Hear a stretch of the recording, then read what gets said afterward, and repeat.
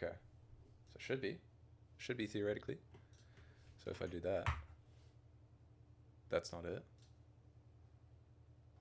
Oh, it's doing something. Oh, it looks like it's doing things. Hell yeah. Cool. My internet is good enough for this. Finally, my gigantic internet is going to have a use for this. Um, so where's the link? Where's the link? um, actually, I Where's have the link? no idea. Hmm.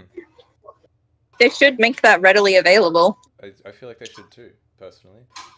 Um, okay. I can find it for you. Manage. Okay. Oh, no.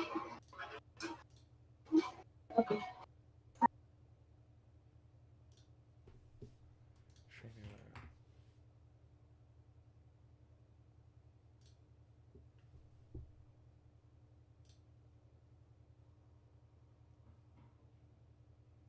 Is that not that?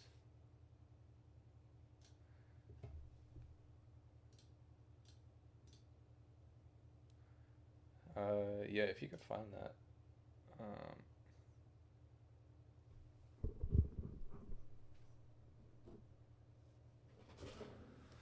cool. How's this mic volume now, Jamie?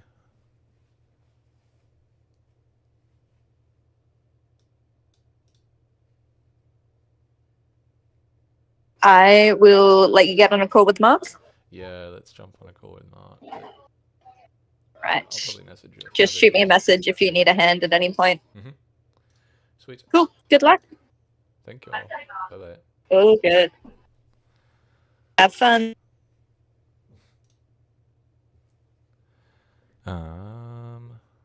Cool.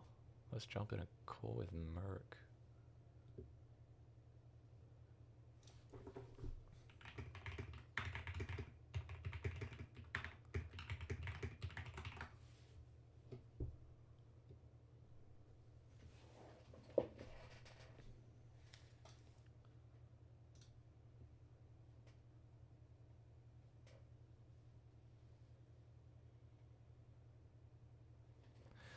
Hello.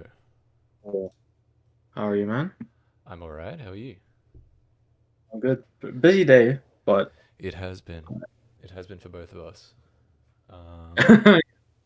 So what I'm gonna do, I'm gonna get this up. I'm gonna try and crop your face onto the corner. Because apparently that is very hard to do. That, if I click on that, transform.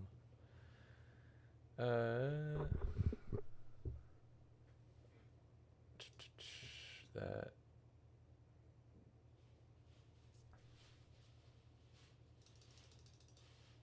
I already have like 6 viewers. 8 now. Holy. My Oh God. my god. That is a crazy start. Here we go. Box first.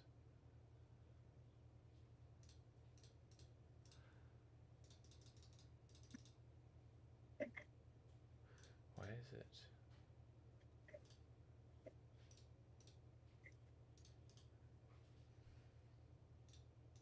Let's delete that one. Let's add a new one.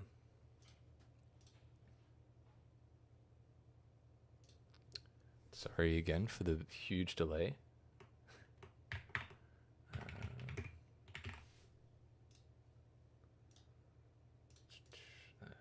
That.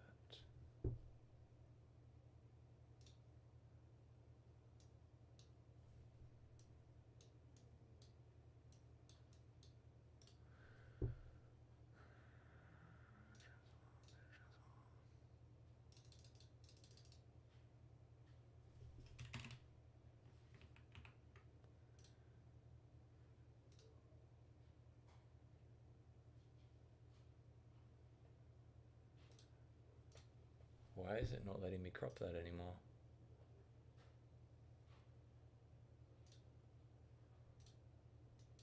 Ah, because I'm looking at the wrong setting. That makes sense.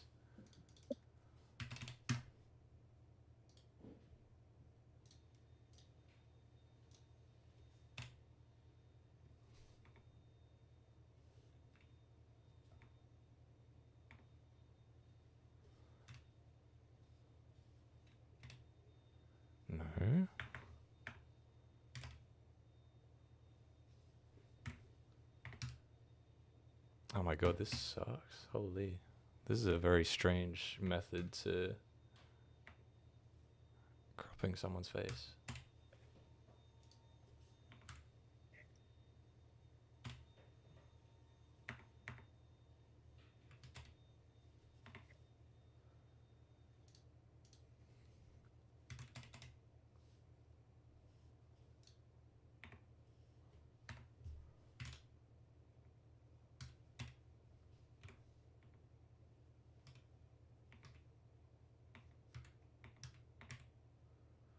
There we go. We're getting close. We're getting close to a face for Mark.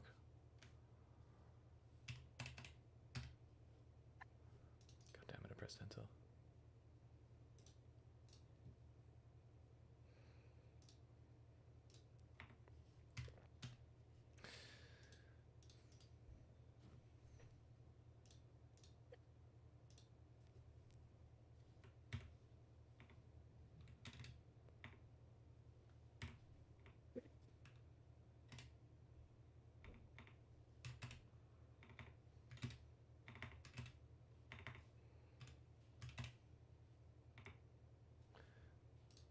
Almost there. Oh my god, we're so freaking close.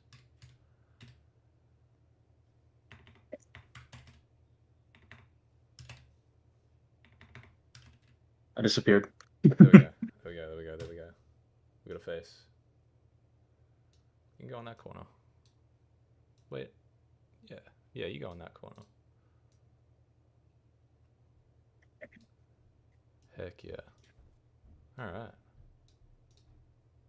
Cool, I believe that's all working. Let me get another thing up.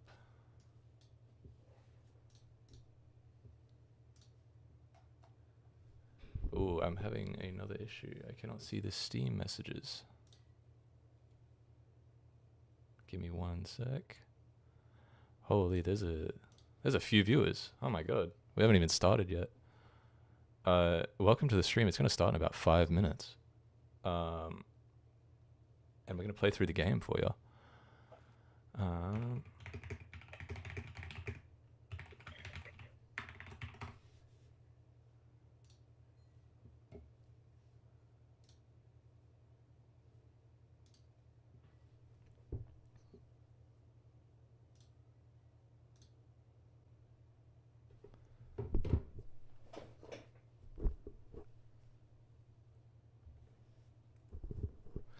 Cool. Let me see if I can adjust my mic volume. Is it coming through all right for you, Mark?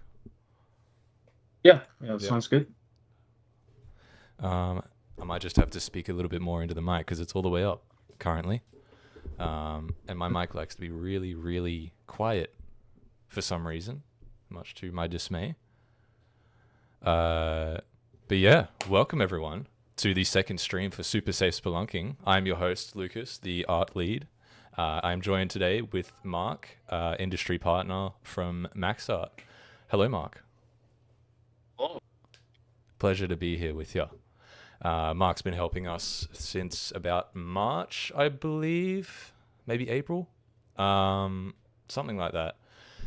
Since the start of this sort of inception of this game idea, him and a small group of people from his company have been sort of guiding us through the development of Super Safe Spelunking, a roguelike shmup set in a cave environment with procedurally generated tiles and a silly, goofy take on a corporate structure. So yeah, it's very interesting. I am quite a fan of it. Most other people seem to also be fans of it, which is good to see. You like when you make games that are very fun for people. But yeah, so I know last stream we didn't have any actual gameplay going. It was just sort of a video looping in the background while they talked, but we're going to actually be playing it. Well, I am anyway. And hopefully I'm going to get a faster time than Mark, because Mark is well renowned for being the second best player now, actually. Did you know that? Someone's actually beating your time now. I got told that someone beat my time, which I will be trying to beat, but I saw the time they got is pretty good. Yeah, Yeah, it's very, very fast. I wonder how much I've tried performance to get faster than that. Yeah, 334. That's crazy. For three bosses as well, it's insane. I know there was a group of people spending a ton of time the other day in a Discord channel, just talking about every single sort of method to improve that runtime. So they've been trying hard to beat you, Mark. So it's kind of great how long you held onto that for. So yeah, I mean, I'll see what I can get, but I don't think it's going to come anywhere near close. So what I also need to do change my weapon is not hear myself on the game. Is the game coming through for everyone, like the game audio? Yeah, I can see it on my end. Let me turn the volume down a little bit. Able to see it. Because yeah, we don't want it to blast a bit.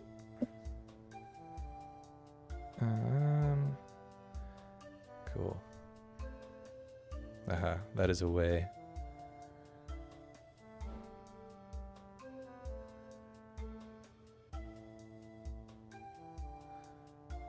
Hey, we'll open the fishbowl. Okay, cool.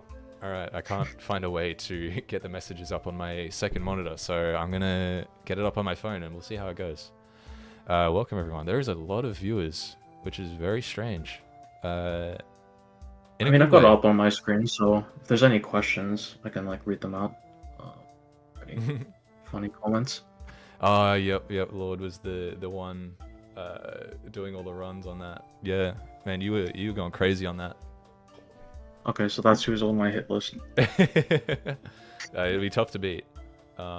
Maybe you can give me some tips as well while we're playing through, and sort of answer him some questions about the game in general and its sort of development.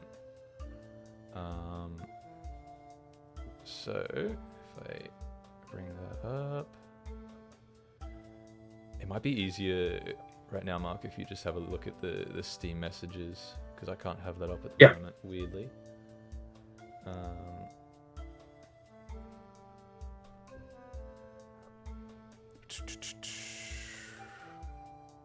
Because yeah, I know we had some questions already lined up.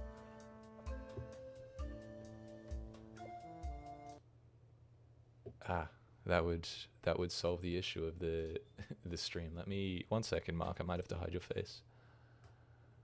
Only for a sec. There we go. And we're back.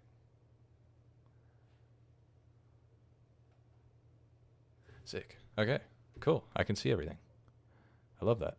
First time streamer. I literally just downloaded OBS about 5 minutes ago, so that's very interesting. I love trying to rush through everything as soon as you get home. It's a wonderful feeling. It's a common feeling that you feel in the game development industry, I feel like. Constantly being stressed. I'm sure you've had your fair share of moments like that, Mark. Yeah, definitely. Wait, I'm still having a weird issue. Am I not coming through properly?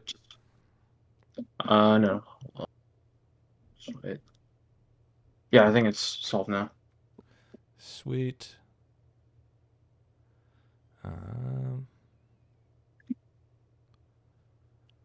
Cool. So I know you've had some questions for me, Mark. Yes.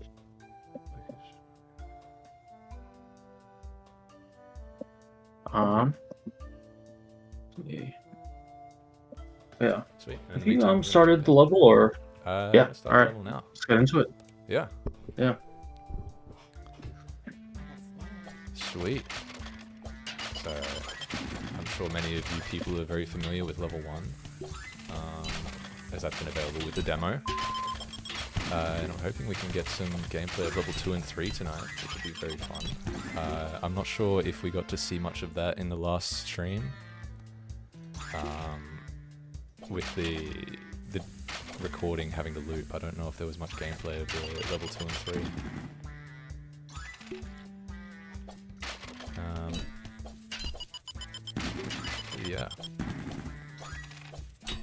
So, Mark, a little bit about yourself. Obviously, you've been the industry partner with us. You've been helping out. What's your sort of story with the sort of games industry? Just as a background for why you were the one actually helping us. Yeah, I guess some. And from the PS2, they should have been very similar, right? Yeah, I think it may have been. Not too sure. But yeah, I always have loved games for a long time. When I was about like 11 or 12, started making games using a program called Scratch. Found that I really loved it. Continued to start making games in other engines like Game Maker, and then eventually got to making games in Unity from like around 2014, 2015. So I've been using like Unity for almost 10 years now. Yeah, so a very long time, jeez. Yeah. And then 2020 I started at QUT studying Bachelor of Games and Interactive Environments like you. I'm guessing quite a few people in the chat because I recognize a few of these names. Yep. And then took me a couple of years, probably a bit longer than it should have. And then I did my capstone last year, which was a really interesting experience. Yep. I know you're not supposed and during to my talk time too much about that, though, aren't you? Not the specifics. Yeah.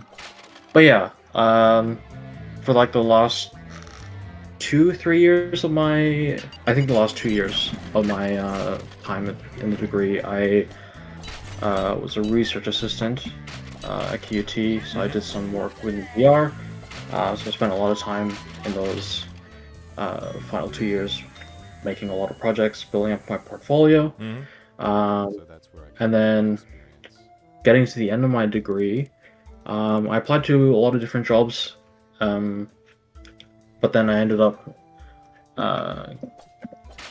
hearing about a job opportunity at MaxArt, which was a company I had heard from some other people in the course. I think the course coordinator before, is it currently Cody who's course coordinator? Or? I believe so, yeah.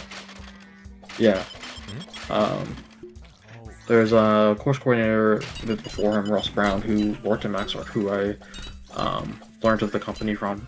And I saw a job posting from them. I applied, and they do like VR applications, training software, as well as games. Yep. I was like, oh, okay, that's be interesting and like up my alley, considering like what I did for research assistant work while I was at QUT. So I ended up getting the job there, and I started at the beginning of this year. It's been really good so far. Really enjoyed it there. I think it's been a really good fit. Yeah, I mean, from what I've experienced with seeing you with everyone in there, from my times being into the building, you seem to mesh very well with everyone, considering the time that you spent there, which is really cool to see. Yeah, it's a really good team there. But yeah, when I started, like, I was aware that they were involved with the games capstone program. Yep. Wasn't sure I'd be too involved considering I was new. But then, like, I kept asking about it, and eventually they sort of just, like, when they got the ball rolling with starting up with the capstone program this year, I got to join in with helping, I guess, plan our, like, capstone brief, as well as throughout this year I've been helping manage the capstone meetings with you guys, helping mentoring, as well as organizing stuff when you guys come into the office. Yep. So going straight from finishing uni last year to immediately going into all that, which is very fun. I'm sure that was a big responsibility, but like you've handled it pretty well. I'm not gonna lie.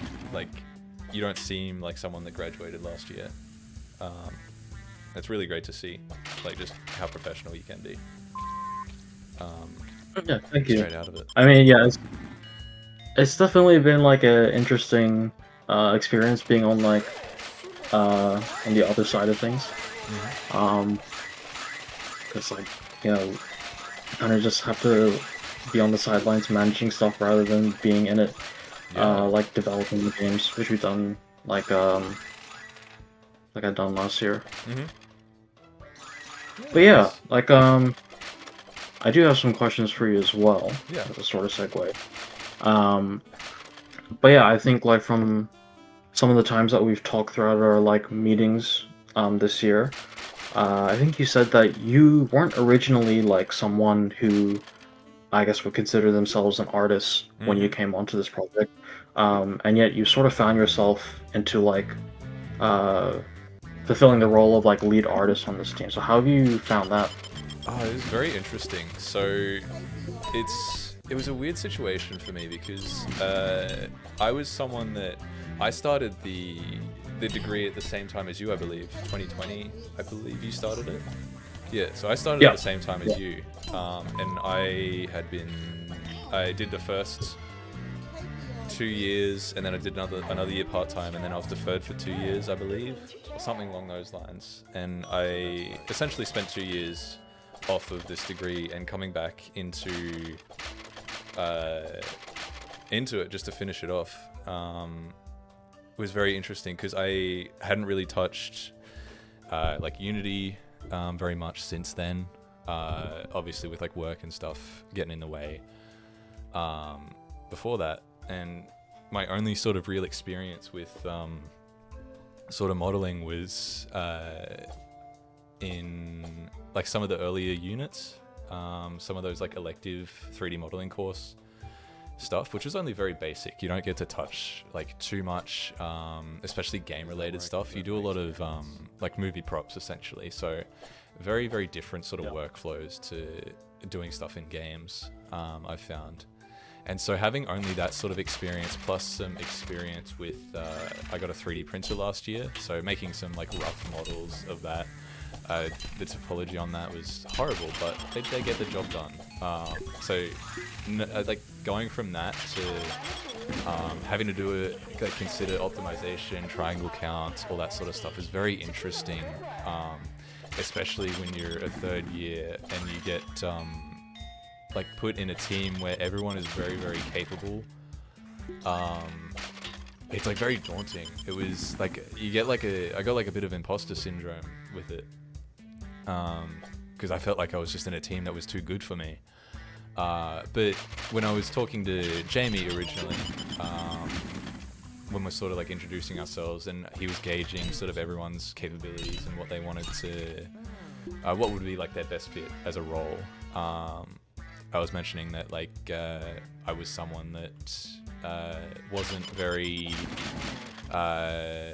sort of attentive in my first few years of uni, because I was someone that like as soon as I finished school I was in that sort of just past things mindset, and then coming into uni I just like kept that mentality of like just doing things last minute and like just passing, and that was like a big reason why I sort of had to step back a little bit, because it just wasn't working like that. So having that like 2-year break and just doing full-time work, realizing how much I hated full-time labor work,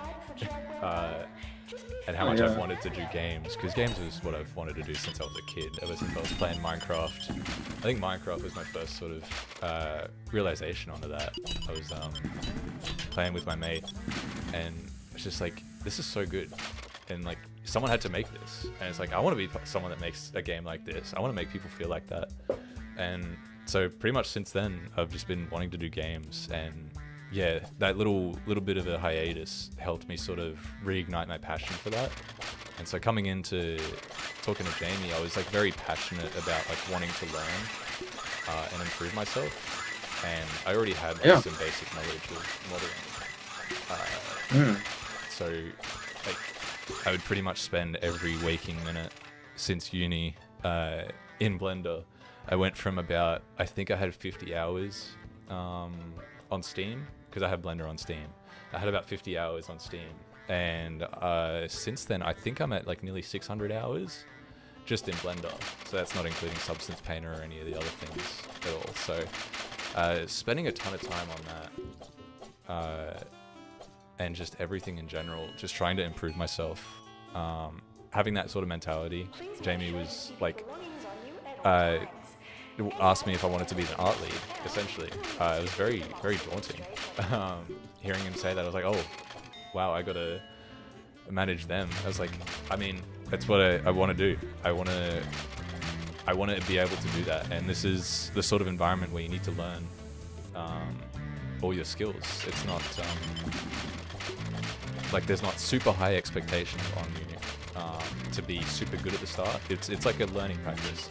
This whole game is just like a learning exercise for everyone to like build their portfolio and upskill themselves rather than trying to make money. So I took him up on the opportunity, and there were times where being the art lead was very hard. Especially I'd be like very focused on my 3D modeling, and I wouldn't. I'd like sort of forget about my other team, and it's like, oh wow, I need to make sure they're doing their stuff and assign their tasks, that sort of thing. Make sure everyone's keeping on track and keeping a good art style, that sort of stuff. So it was a very hectic year, and I loved it. It was very fun. I don't know. I think you guys like. No, I think you guys really like your skills. All of you have really grown over the course of this year. I mean, I was very surprised to learn the fact that you hadn't really been involved in art until this year. And that sort of leads into like this next question, which actually has been asked by someone in the chat, which is like, so with what you know now, like if you started the game development process of Super Safe Spelunking again, what would you do differently compared to what you did throughout this year? Like, is there anything that you feel like you could have done better, or felt like you would have liked to explore more, or a million things? I think everyone sort of gets this. That's a very real answer. Yeah, everyone sort of gets that sort of mentality, and especially when the project goes over like a whole year. It's like, especially after the start of second semester, it's like very much there's like I have to keep doing this project. Like by then you could have just like shipped it and been like, yep, okay, that's it. I can just start over fresh. But you have to keep using the like code or the models that you made at the very start of the first semester, which was very interesting because I would redo a vast majority of all of this. Whether it's like the way I made the models, granted the tiles, like making the tiles, I've got a very specific workflow for, which is very like efficient. I was able to at some point model the tiles in like under an hour, like model, paint, have them in Unity and set up as a prefab within an hour for one tile, which is very fun. But the rest of it, especially when it came to texturing was a big thing that I sort of struggled with at the start. Just because there'd be so many artifacts that you'd come across, and having to go through and figure out what each reason for that is very, very strenuous. But like once you figure that out, like I know someone from Gameloft, I think his name was Clinton, don't quote me on that, but I'm pretty sure, he pointed out to me that some of these models, especially these mushrooms here, if you can see on the screen, they had their topology was very visible.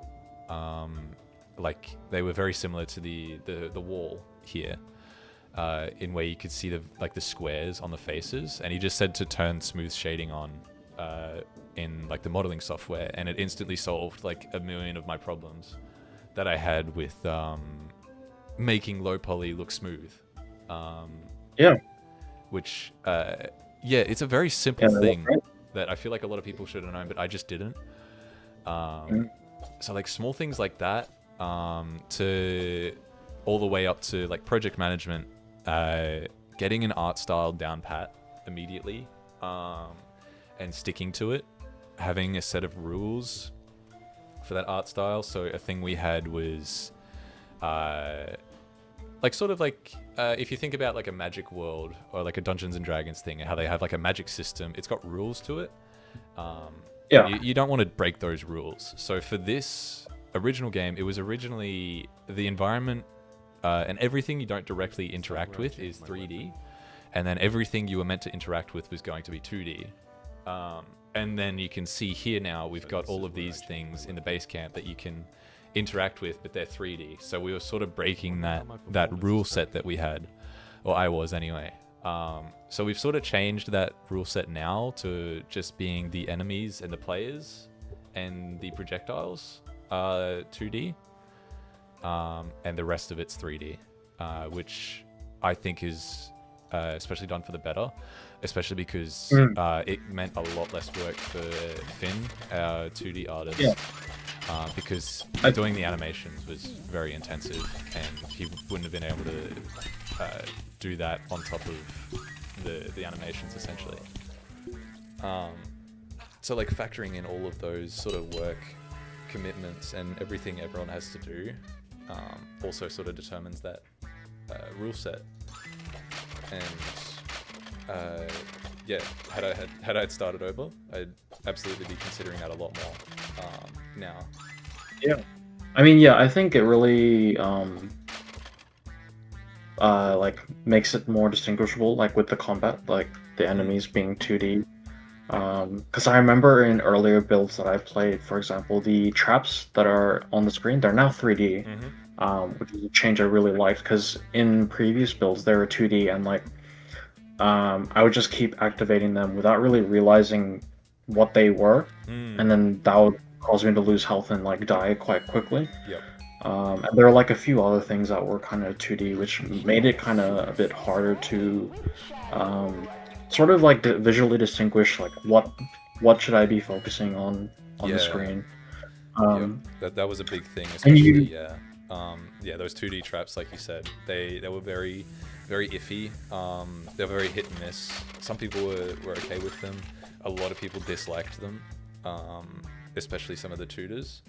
I think especially Xander was big against them, which, I mean, understandable. She's very good at art and gave us a lot of pointers on sort of how to tackle that. And yeah, she was a massive help with making everything sort of readable. Even Azam as well was a big help from Max Art, especially. Yeah, for you me. mentioned that you got some help from some people such as Clinton from Gameloft, and I know that our lead artist at Max Art, Azam, really he gave you a lot of I guess advice throughout the like mentorship process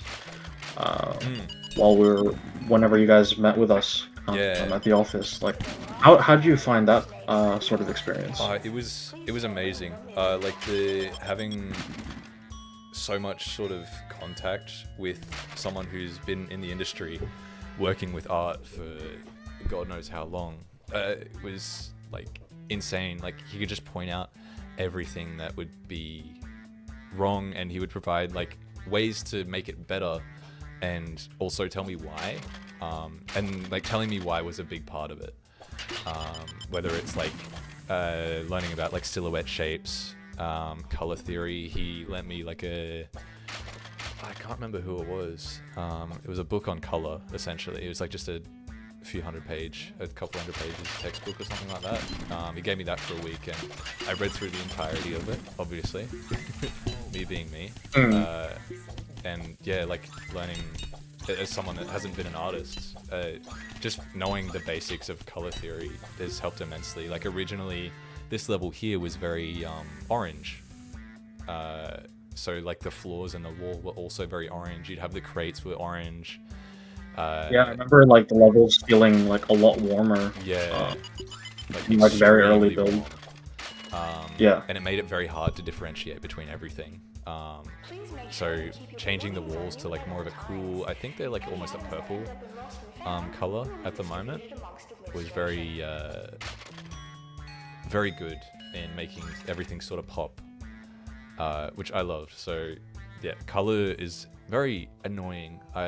It's still very much a struggle, but like compared to what I was at the start of the year, very, very much in a better spot than I was, which is great. And then using that for stuff like level 2 here. This one's a lot darker of a level, and it allows me to sort of use lights to sort of contrast bigger areas, essentially. Like you can see the walls aren't very dark, aren't very bright, and that's sort of on purpose because they're so detailed, and they've got that emissive glow to them. If I was to have them bright, they'd be like very distracting. Yeah, I mean, yeah, another thing. Yeah, another thing we can bring up is like a lot of this like work to like make the levels like have all this visual flair. You learned a lot about like shaders, right, while developing this game. Like, how'd you find like learning all about that? Shaders are very tough. Yeah, they're like easy to pick I remember up. I helped you with like this like see-through thing whenever you pass like being able to see by a thing behind things. Yeah. That was a big struggle that we had throughout like the entirety of the production of it, because originally it would like group a bunch of objects together, and if you were behind it, it would set all of those objects materials to transparent, and then sort of lerp them between like sort of tween them between opaque and transparent, just sort of give an effect. But it wouldn't group everything right, and it would make like it would create its own bounding boxes to sort of raycast to check if you're behind it, and the ones it creates on its own are very jank, and like it would sometimes make this archway here translucent when I'm here, essentially. So it'd be very very weird. It'd be hit and miss. So you found like for some of your use cases it just didn't work for what you were wanting. It would have specific setup. Yeah, exactly. So it would have been fine in some areas, but it just didn't work overall for the project. So we had to sort of come across another sort of way to do it. And there is like a lot of tutorials on that see-through shader. Even doing those, it was very hard to make it actually get rid of everything, because what it would do is it would disable the wall. It would make the wall see-through, but like all of the mushrooms would still be visible. So yeah, it was very annoying. I spent a few days on that one, and the idea that I had in my head, like the very obvious one, I was like, oh, that doesn't work because it has to I have to make it work for only, say, the front here. But then I think you said something along the lines of, just don't worry about that, because I wanted to have it so that the see-through shader would work here, but not work on the wall, essentially. It would, like, when you said it doesn't matter that much, I was like, okay, yeah, that's true, actually. Let's go through with this one, because this is way easier. And like 9 times out of 10, you're not gonna notice this, especially like if the tiles are set up correctly. Another thing which I would also change, had I start this project over, I would set these tiles up slightly differently so that the walls are not so in your way, so that I don't have to go about all of those issues. Something that's also slightly annoying is like not seeing the enemies behind walls. So I would have changed my strategy to attack those walls and the way you see through them. And I'm dead. Okay. But yeah, that's it's been a big help with shaders, like especially I think here as well. I've used like that same shader to see through walls, as instead of getting rid of a wall, it sort of makes a wall appear, and doing that with like a emissive texture sort of creates these little barrier effects. So you find like these fun little use cases for everything, which I love. Ooh, different and there's also the outlines. It's got like that Borderlands sort of black outline on hard edges too. That's also done with shaders. A lot of it's just YouTube tutorials and all that, but then when you have to have a shader that has like a for loop in it, you pretty much have to go to custom functions in shaders, and custom functions in shaders for Unity at least are like 10 times harder, which, yeah, when you get to that stage, that's when it's very hard. And I sort of left that to the side for a little bit, but it is something that I want to explore later on, because I love shaders, like as hard as they are to sort of master. They're very it wasn't like necessarily something you thought you'd end up doing, I guess. No. Given that you weren't really an artist role. Another question from the chat. So like being in a smaller team, did you find that you had to do so? Like, I guess aside from like the shader stuff, did you find that you had to do jobs that you felt weren't necessarily an art lead job? Was there anything new that you found unexpectedly fun from doing those sort of jobs? Yeah, yeah, we had quite a few instances where like team would be very busy doing like their own other tasks,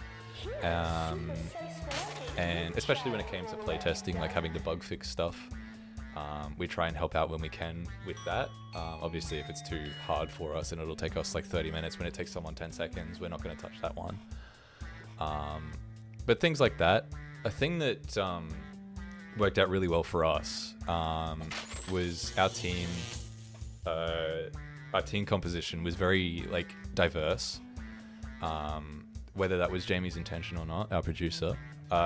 We had essentially, I was the only 3D artist, so or like designated 3D artist. Then that's what I was the only one that wanted to work on that. And then we had Finn, who was the 2D artist who wanted to do like 2D like characters and that sort of stuff.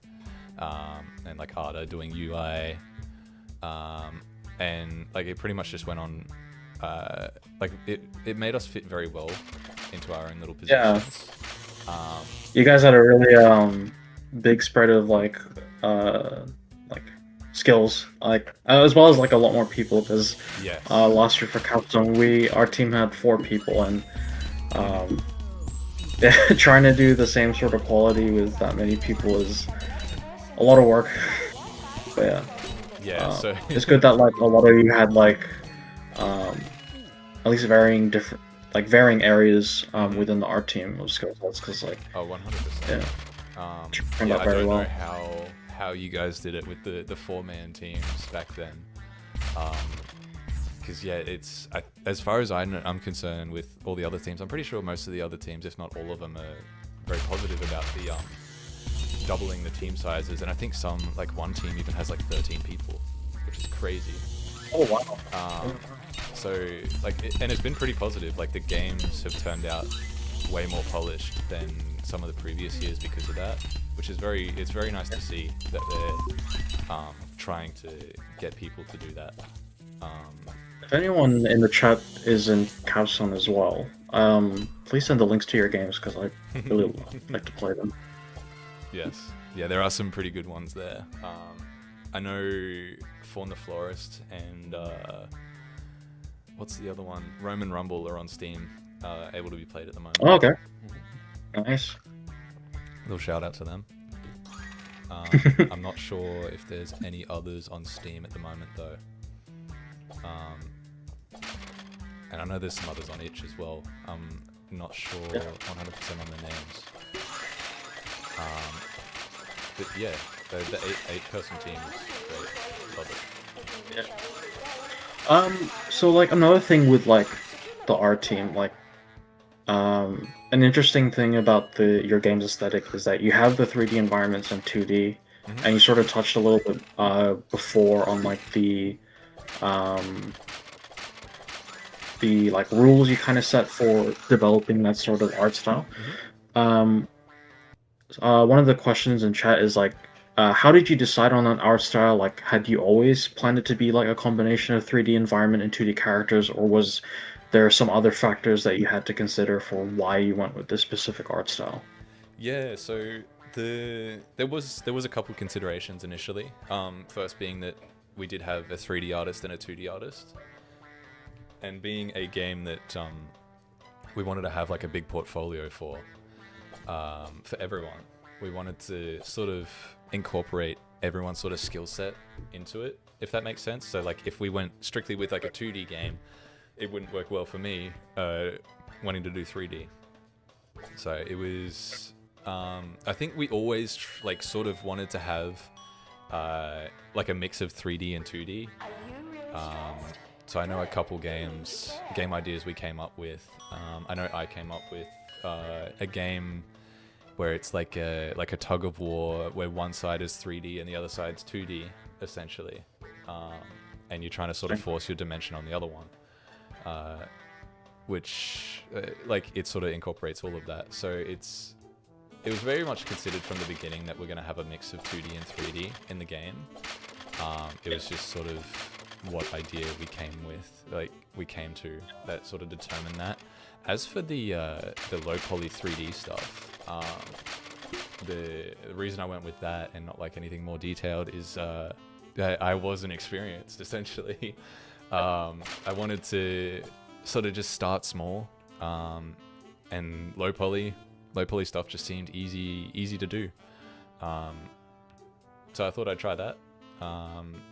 And yeah, I mean, I do try, and now that I've gotten a little bit better, you can see I've tried to do some fun little twisty stuff with like these mushrooms, to sort of get a little bit more fidelity into it. But people like low poly, and it also fit with the theme of the game being like a very sort of satirical take on like a corporate mining company,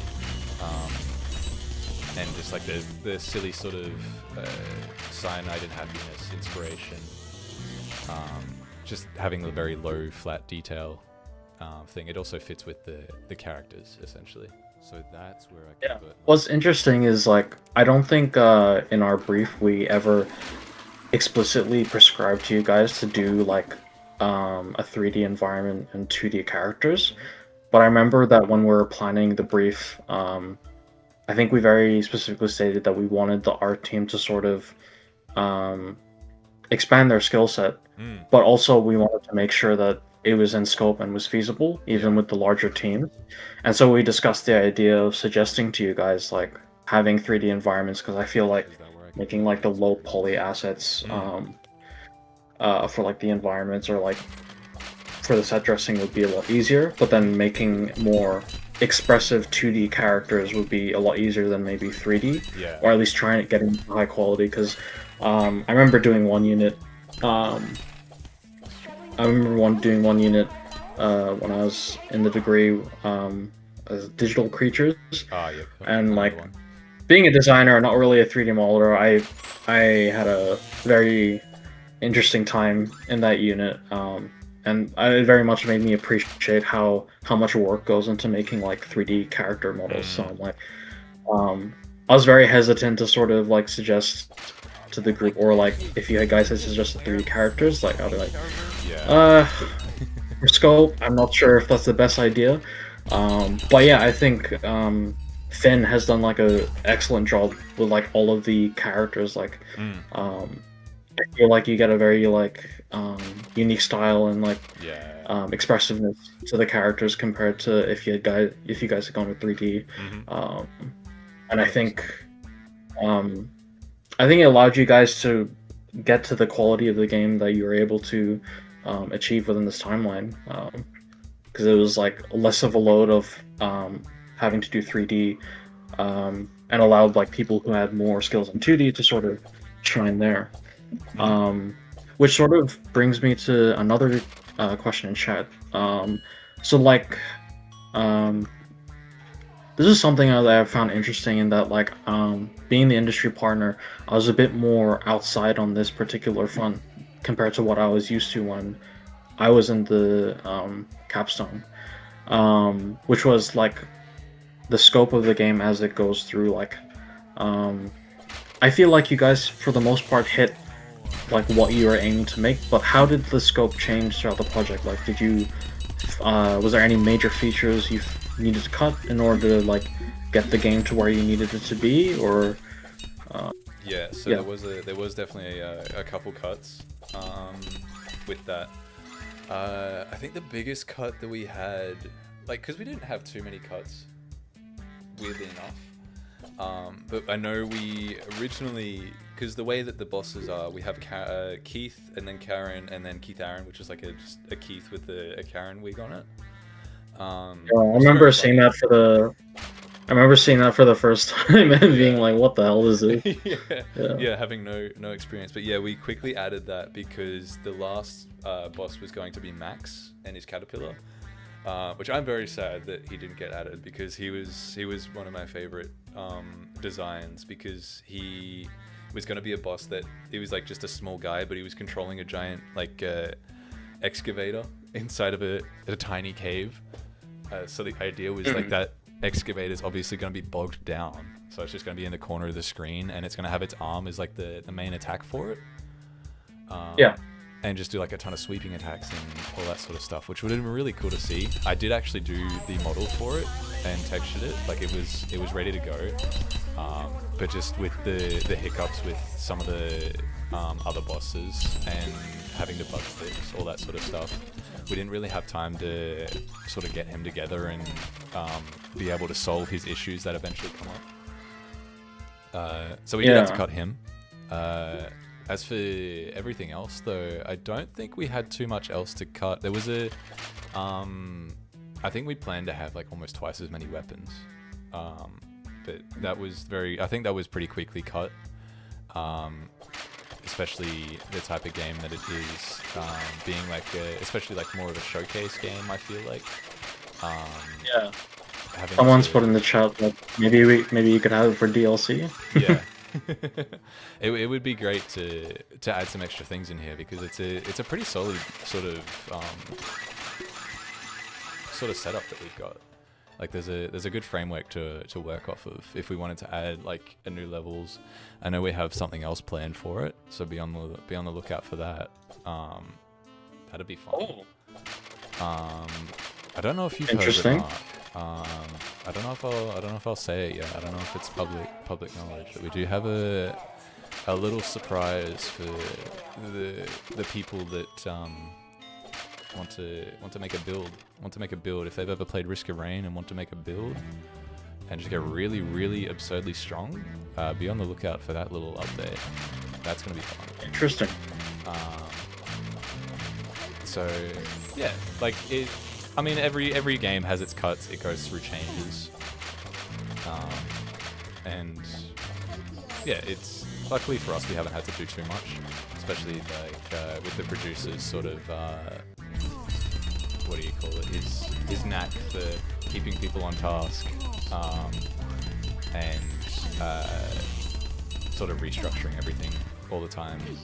We were able to sort of keep track, which is very nice.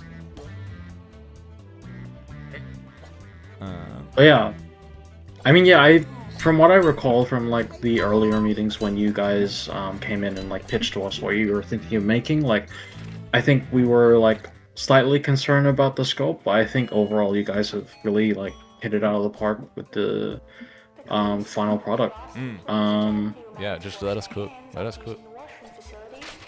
I think that was a big thing that we had to sort of emphasize. Especially with the teaching team. I mean, I think scope is probably always like the #1 concern for like outside, like the stakeholders for the project. Yeah, exactly. But yeah, like I guess the game is one thing, but I know you guys are have been doing a lot of you're doing the live streams, social media posts, so like. Another question in the chat is you guys make really fun shorts on Instagram. Any tips for marketing a video game with a small team? They say social media is notoriously time-consuming, so interested to hear how you manage that. Might be more of a question for Ada if she ever is on a live stream for the team. Yeah. I mean, she does a lot of the marketing, and especially because her main job involves marketing, so she's very talented with that sort of stuff. But I can answer some things on that. Post very often, and consistently. That's a very big thing. If you want the fastest growth, posting more than once a day, every day, is just the easiest way to sort of grow your outreach and all that sort of stuff. I know for us, we liked to sort of split up the types of posts. We would have we'd sort of copy a trendy reel or something like that, and then we'd jump to gameplay. I know we had a couple time-lapse creations for some of the characters. Jamie, if you're watching, there's a floating crate. I know Jamie loves his little floating crates. Oh, yeah. Logged that in room 5, or corridor 5, sorry. I think it is. I hate that I know every single corridor and tile's name or number. But That's what It's happens when you work. it's just on the this sign for of a hours good and game hours dev. and hours. So yeah, it's like posting a lot of gameplay. Gameplay is a big thing, and doing it early too, because a lot of your growth happens later.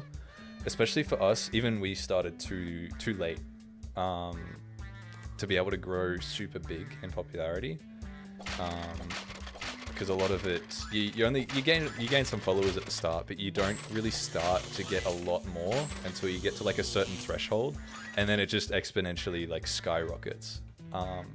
So if anyone is about to do their capstone next year, I would personally start your marketing like in the first semester, like as soon as you can, as soon as you got like the littlest bit of gameplay to show off, or like an idea, something like that, something you can make a meme out of, like just do it, get stuff out. Because the longer you wait for it, the like, say you're at like 1 week, you could get, if you had an extra week, you could go from like 1,000 followers up to like 3,000, like based on that exponential growth. And like that's just 1 week. Like if you skip one of those weeks, you'd have way less followers, if that makes sense. Which would translate into less wish lists. So yeah, like just posting. Yeah, well, without it, you can't really like sort of like connect with the people you want to play your game, or like give them some sort of call to action. Exactly. A big thing as well is targeting, at least from my perspective, targeting the demographic. So like, say you're trying to target our sort of game, which is a very it hits well with people that like to speedrun and build like a very godlike build. You find them very often, more than not, they're going to be like sort of teenage, like early 20s adults, more into the male demographic. They're not going to be very often watching very like Taylor Swift dance memes on Instagram, if that makes sense. So like, sure, you can get a very popular video from that, but it's going to be hitting a different audience that might not be wishlisting / playing this game, essentially, which could be very bad. Again, don't quote me on that. That's just sort of how I view it. Ada would be a very good person to talk to about that, because I'm sure she'd have a perspective on that. Because I mean, maybe all things, maybe all popularity is good, and you could just sort of transfer that huge following and then sort of transition your content into more like a different style, and then it helps gain a following in there. I'm not too sure on that, but I, as a general sort of rule, I try and stick to like the demographic you're aiming for. But yeah, that's sort of my take on marketing. Just post a lot very often.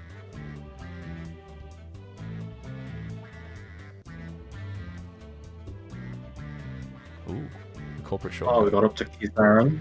We did. Yeah. Is that? I don't Might know be if many delayed a people have bit, but had, yeah. Don't know if many people have had access. Oh, are you still watching the Keith Aaron fight at the moment? Oh, Yeah, I think I might be a bit delayed. Okay. Yeah, I just finished that. Got the corporate shortcut now. So that'll be fun. I guess we'll jump into level 3 and see what that's like. I don't know if many people have seen level 3. I'm sure they have. I think it's on the Steam page. So yeah, we'll see how that looks. Yeah. I did find, I'm not sure if like people that had access to the corporate shortcut in the demo that's available, but I think the corporate shortcut for speedrunning has been really good. Oh, I'm Because dead. you can just really easily clear enemies and like just keep on moving. Yeah. And then like the way that I personally was able to get my time under 4 minutes was I think I prioritized movement speed at first. I didn't care too much about health, but then like I used the corporate shortcut, got a lot of the upgrades that prioritize like lowering the cooldowns, and then I really like having frenzy just so I can like hold down the mouse click to start getting enemies all around me. Yep. I think there's bloodlust, so instead of like having high health or investing anything in health, I just end up using that to like get crits and then get crits to heal. And then I think there's another upgrade that you can get where it makes it so that your first hit on an enemy like heals you. So like at that point, like while you're running through enemy rooms, you're sort of like invincible. Yep. You can get above level 20, just not in the demo. Yes. There's more. So there is more to the game, and like as you can see, I'm level so you 23 at the moment. Oh wait, no, you Yeah. can't see. My face is in the way. But I'm level 23 right now.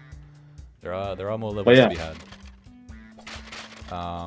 So you might be able to get a faster run, Lord. Oh, 100%. 100%. I When the full probably do game that comes right out. now. Maybe I'll do that right now, and I'll beat that record, and it can't be beatable. Yeah, until once full game. I think once we get through level 3, we'll try and do some like speed runs to see how fast we can get. Yeah, and hopefully. But do you want to talk a little bit Spelunking. about like the aesthetic changes to level 3? Because there's a lot more like lava crystals.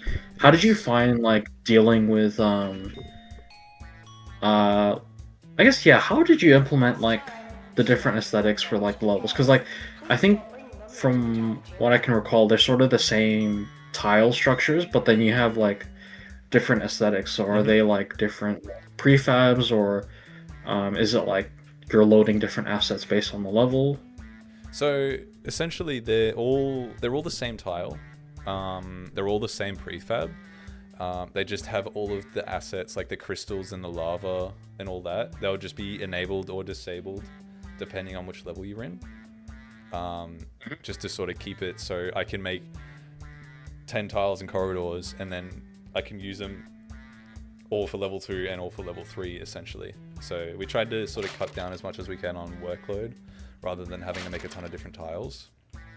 And then just every hole in the first level, it's just like a pit with like some, like sort of, I can't remember what it is. It's like a smoky sort of void.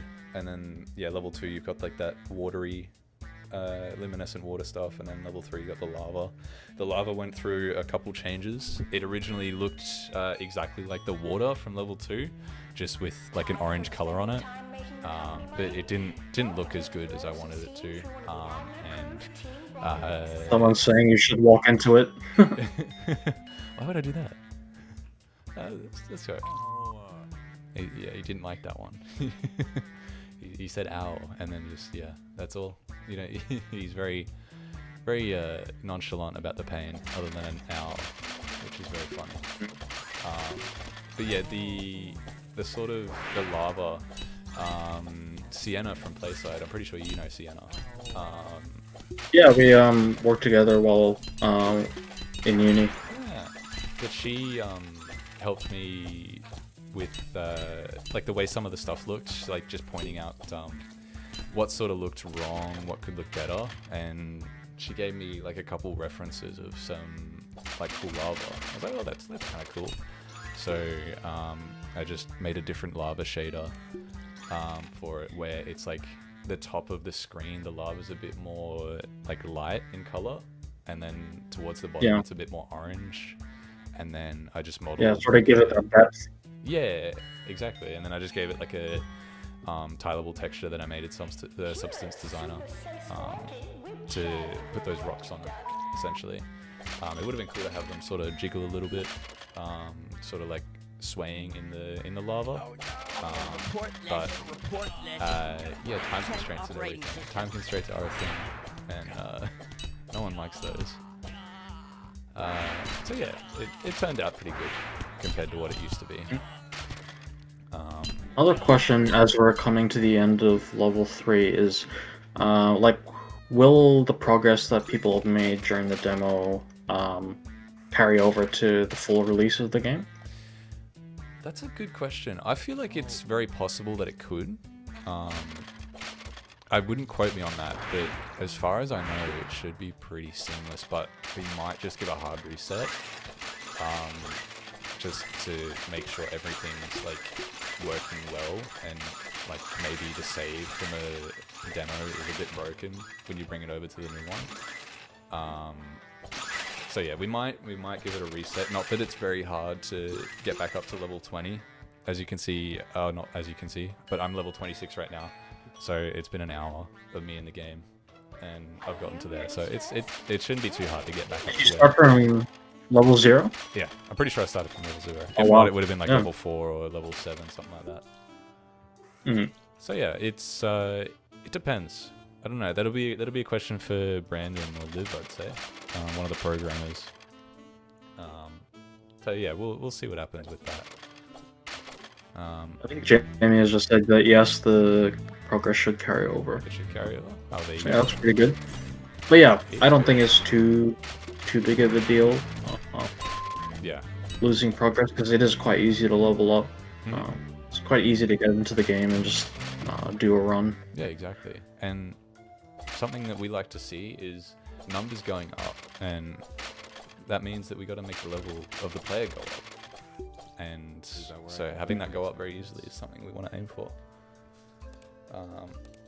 Taking a lot of inspiration from Vampire Survivors and Cody, the course coordinator. He loves numbers going up. Yeah, I've heard him say that quite a few times. Yeah. So, did I just beat Keith? Yeah, just Keith. Okay. Yes. Yeah. I think you're in the second part of the third level. Yeah. Let's sort of rush through this one. Now that I'm a bit more powerful, because level 3 is actually quite difficult at the start. If you aren't like looking, you will die. It's a very unforgiving level, which I kind of love. Like you've got like level 1, which is just like killing everything very easily, which is fun. I like that. It meshes very well with what I like. And then level 2 is sort of like the middle ground, sort of preparing you for level 3, which is very, very unforgiving. If you look away for a second in the wrong spot, you don't. Yeah, I remember when I first playtested level 3, and I was like, crap, this is actually kind of hard if you're not paying attention. Especially with Rusty's boomerangs, they do a lot of damage. Yeah. Corporate shortcuts doing a lot of damage. Like, It a lot of is work. very big. Yeah. We have another question, and this time it's for me from YouTube. Question from me: at the stage the game is at now, is this what you expected from the team? If not, has it fallen short or exceeded expectations? Ooh, interesting question. Yeah, I think it's actually exceeded my expectations, especially being like a student game. And looking at some of the examples from the past sort of years, like the level of polish that I think we're achieving is like, it makes me like very like proud, almost very proud of what everyone's done on this project. I'm not gonna lie, because there's just so like little. Even when we're showing the teaching team the game today, they were running through it, and they were finding like little they were finding it very hard to suggest like things to add to the game. Yeah. Or like Yeah, things I to think- change. Yeah, I think from like me as an industry partner, I guess this is sort of more directed at me. I would say yes. It's definitely exceeded expectations. I guess bearing in mind this is my first time sort of helping manage a games capstone team. That said, I think the game looks fantastic. I think based off what the team pitched us very early on, I think they've hit. Because what were the player experience goals? If you can remind me of what you guys wanted to. Power, anticipation, and humor were what we wanted to sort of dive into, and very much hitting all of those. Yeah, I think you can definitely very quickly feel quite powerful in this game. And the But humor at times, is very good as well. oh yeah, I remember like there were a few instances. Like I remember when you guys implemented all like the sound effects for the characters. A lot of the people from Maxart got a got a little enjoyment from that. Yeah, Um, Rian put a lot of effort into those sort of yeah, like the silly sound effect, sounds. the sound design work is very good. So yeah, like that. Something that I'm very proud of.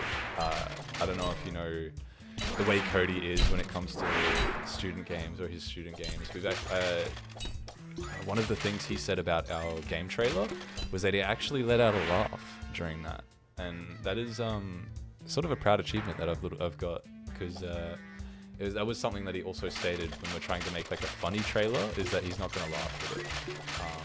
So when he said that he actually let out a laugh, I was like, I won.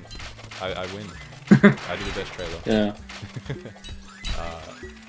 But yeah, like aside from that, like even showing the game to like teaching team to max art, like you could see the enjoyment of them when they're like, oh, that's so silly, that's so dumb, but like in a good way. Yeah. I like how you guys sort of lean into the more, I guess, ridiculous aspects of the game. Yeah.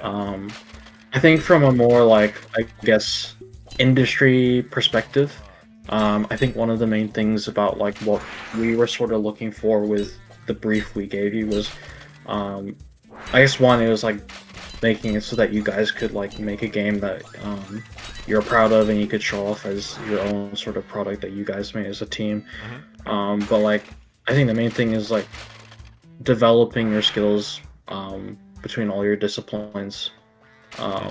That'll add to your portfolio and make it easier for you to get a job 100%. in the industry once you graduated. And so one of the main things we sort of focus on is that for each discipline, focusing on like design, programming, and art, we wanted you guys to sort of like utilize what you guys already knew. So like 20%, 80% like current knowledge, 20% new knowledge. So like, I think we set like very specific like goals to reach. So like for design, we had already known that you guys were familiar with like shmups or like roguelike, so we wanted you to sort of think about how you, for the design team, how you could rethink how to, or like rework the genre to make it a bit more interesting, considering they're quite like established genres. I think you guys for that leaned a lot into like the humor, or like I think like, in a way it gives it a more of like a unique style to it. And I think for art, we sort of touched on it, like we wanted you to kind of make use of like the skill sets of your team so that you could feasibly achieve a very like high fidelity like aesthetic to your game. And I think you guys sort of achieved that with like the 3D environments combined with the 2D art. It kind of has meshed well together in that regard. And having been the one who has done a lot of the checkups with the programming team throughout this year, I think those guys have like the amount of systems that those guys have developed is insane for this game. And I think we also had a specific stipulation for the brief this year that we wanted the programmers to learn a bit more about networking programming. We weren't expecting too much with this because it's quite like a broad field of like what you can do with that, and like we didn't want to overwhelm you and have that become the project's focus, especially with a wide team with a large variety of skills. So we weren't expecting like fully networked multiplayer for the game. I think that would have been insane and like way over scope. So like I think we ended up like settling on like, yeah, just make an online leaderboard, see how it works and like how it will work, like just so you can sort of I guess dip your toes into getting experience into that sort of area. Because I had made a multiplayer game for my final project for IGB 400, and that was a lot of work on my own. And like for a capstone project, the expectations is probably a bit higher. But if we could still like give you a little bit of that experience, I think that's an expectation or like a a requirement to the brief that will help you guys develop, grow as developers. Yeah. No, And you guys ended up adding those online leaderboards, and I mean, there's some people in the chat who are pretty enthusiastic about the speed running of the game. So I think like that really helps to add to the engagement of the game. So overall, like from like an industry partner perspective, keeping in mind what we sort of had as like goals for you guys to reach through this capstone experience, I think you guys have sort of hit the nail on the head. Yeah. With this project, the programmers did an exceptional job, and like setting up the leaderboards has just made the game so much better.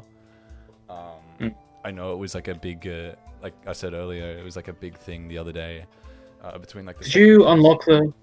I may Sorry, have unlocked did you unlock the last weapon? Yeah, maybe we should try that one. Yeah, we'll try that one, and we'll start doing some speed runs at level 1, I reckon. Yeah. Because I'm not sure if many people have seen this one, because it might not be available in the demo. I don't think so. I think it's just the laser and the boomerang. So this is the grenade launcher. I'm quite a fan of this one from last time touching it. I don't know if they've made any sort of improvements, but I know blowing up crates is very fun with it. Oh yeah, I don't think I've seen this. Yeah, because it's been a while since I've played with this particular tool, because I tend to favor the pickaxe since you start with it, and then the laser is also quite fun. Yeah. I think a lot of people in Max Art are very fond of the laser just because of how cool it looks. Yeah, and like seeing it get thicker as it gets more powerful is also very fun. Thicker is better. But we have one other question in the chat. I'm going into Capstone next year. How good do you think my esports broadcasting experience is going to be for this? Oh, you can absolutely. I mean, if their game is like very esports oriented, like competitive, I mean, that can be very useful, especially when you get down to like the sort of marketing and like live streaming the game to get wishlists if they end up putting it on Steam. That'll be a major skill to have. Yeah. Because I mean, you talked a bit briefly before about how your teammate Ada, who works in social media, having that experience has really helped you guys sort of get up and running all of your like social media stuff. I mean, like a lot of your the shorts and reels that you guys have been posting have like gotten like quite a couple thousand of views already. Yeah. So in like the short like span of time you guys have been posting. So like in terms of esports broadcasting, like I absolutely think you can utilize that.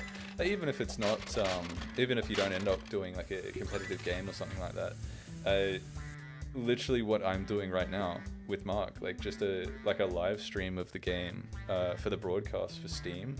If you like upload it to Steam, it's a very useful thing to have, like just the knowledge of live streaming and just sort of the personality to have behind that is very useful, especially if you do go down that big esports route. If you have any sort of connections with like esports teams or like QUT's sort of esports team, sort of getting them, even if you can get them into a playtest and playing the game and sort of grabbing that gameplay, and you can use that for like reels and stuff like that. And like you can just use that sort of knowledge to even just create sort of mechanics. Like if you're on the design side, I'm sure there are some sort of competitive things you would have to consider in terms of balancing to help make it fun, and also like just like have those good moments. Like say like something like Rocket League, something that I played a lot.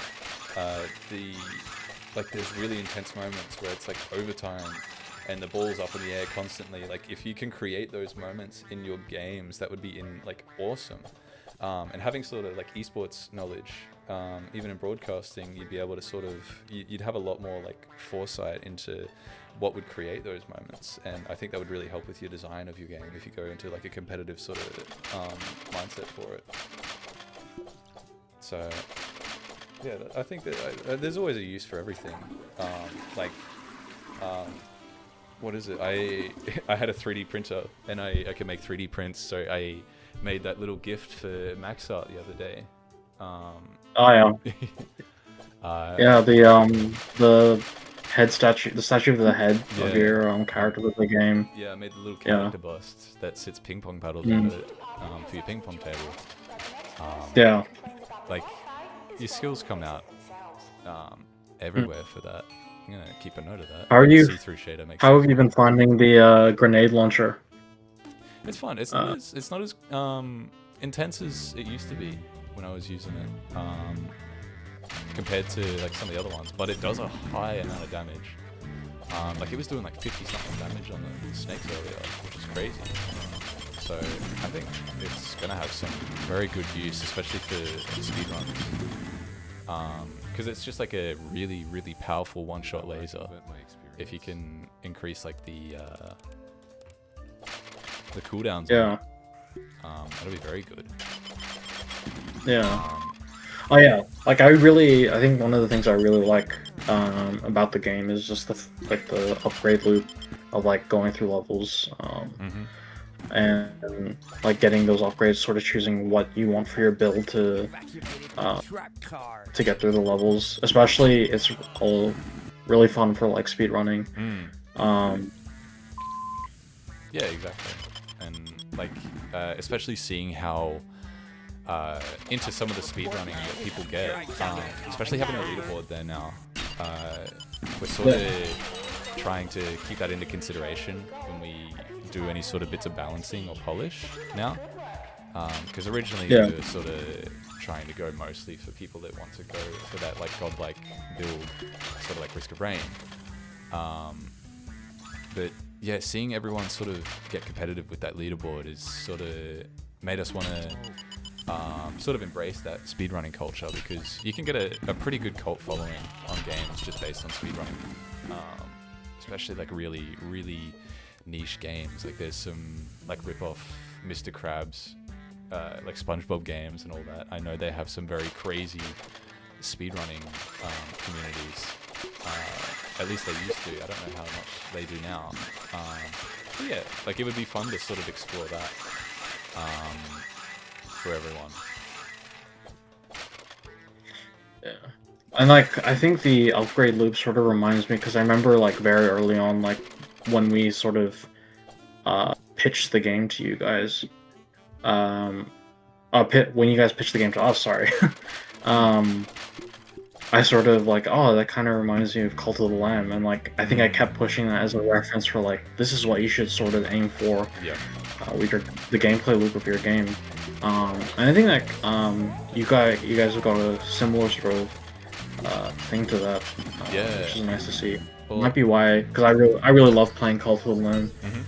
After hearing you talk about it, I've actually I saw it was on sale the other day. I've actually purchased it, so I'm gonna give it a go soon. Nice. Once uni is all over in a couple weeks, and I can actually not touch Unity or Blender or Substance Painter or anything of the sort.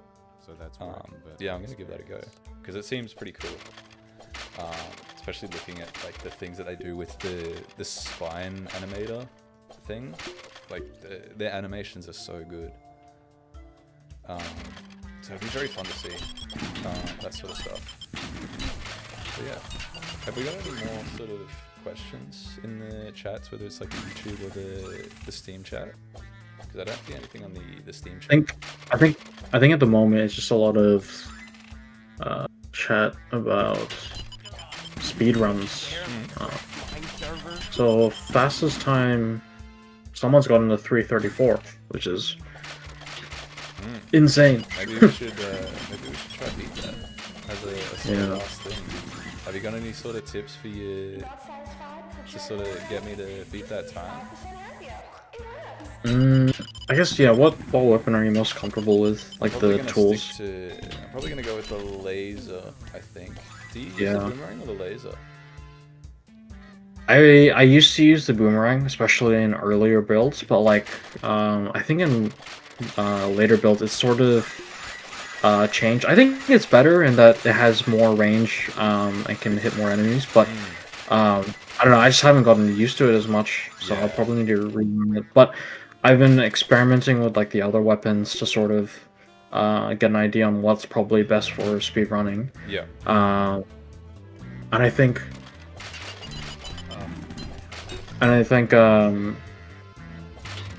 probably the laser and the corporate shortcut are probably the best weapons to use for speedrunning, especially if you can get the upgrades. Yeah, the corporate Yeah. shortcut might be really good. I might stick with the laser just because I want to keep it fair, you know? I want to keep it fair, and some people in the demo, they don't have access to the corporate shortcut. So let's see what sort of times we can get with that. Oh, someone asked, I must know, can you get under 4 minutes with just the demo? Yes. Yes, it has been I done. did a lot of playtesting in the demo where you're only able to get to level 20, and that's where I was able to get to the under 4 minutes speed runs.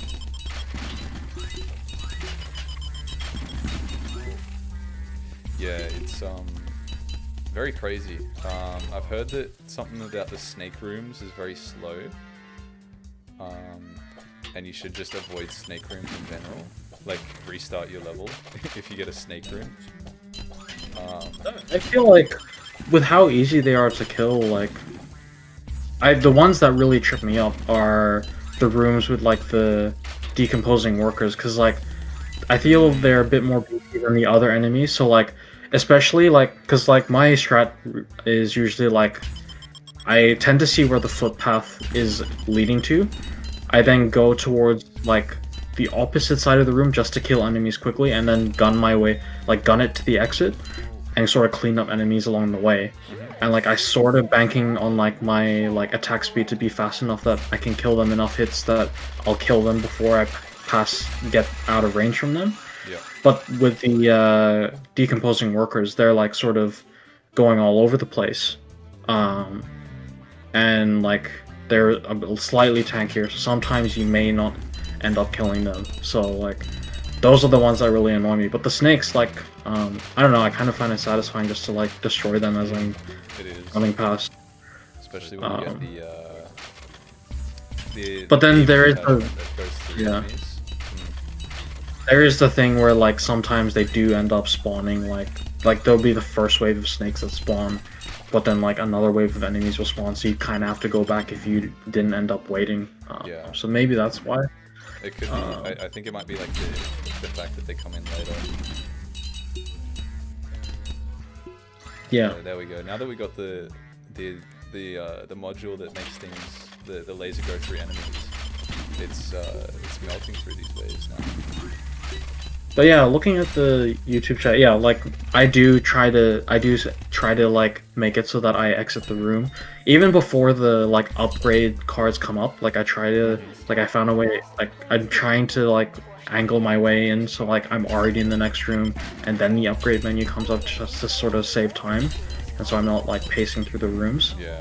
One of the probably annoying parts was, I think it's changed in the latest versions of the demo, but like in maybe the current demo or like earlier versions of the game, when you beat the final boss of the level, like Keith Aaron, in the previous like floors, there'd be like a short delay, and then you'd fall through the floor to the next floor to fight more enemies. But on the final level where you kill Keith Aaron, you had to walk to the exit instead of it taking you back automatically. So that cut into time, especially if you couldn't lead Keith Aaron towards the exit. But I think in one of the latest demos I played, or was shown to Max Art, that's changed. So now that it will take you automatically back to the hub, and it will stop the timer when you kill Keith Aaron. Yeah. So I think there might be even more like seconds we can sort of save. It's very funny because now that speedrunning has come into place, like during any sort of design change or anything like that, it sort of comes up as like, how is this going to affect speedrunning? And it's very funny how like things change like that when you like taking things into consideration when designing a game. Like we didn't think we'd have to worry about speedrunning times or anything like that, and I kind of love that. I mean, yeah, it's good that people are getting into it even before the full release. Yeah, I think in like another, I think I would like to see like full release, or even if you guys were to work on the game past the capstone program, is like, I think this may even already be sort of, I think you guys sort of teased that this might be already planned, but like the like endless shift sort of mode that has been teased before. Yeah, so we might. I don't know how much I can say on that, but there is an endless shift that happens. There will be something. I don't know if you've noticed in the base camp. There's a fire exit that is currently bricks. It's currently covered in bricks at the moment. When you try and open it, but there may no longer be bricks at some point. At some point, it may actually go somewhere. We'll see there. I think we're all good to talk about the never-ending shift. Yeah. So yeah, I'm sure. Yeah, like yeah. But, A very ominous name, the never-ending shift. Yeah. Just as the boss is intended. But yeah, how's our time looking for this run? We're like an hour and a half, aren't we? Oh no, sorry, like your current time in this level. The time. Yeah. Yeah, not looking too hard. Damn. Not looking too hard. Not even gonna get sub 5 skill issue. No, yeah. As someone that used to grind Trackmania for all the fast times, like this is miserable for me. Yeah.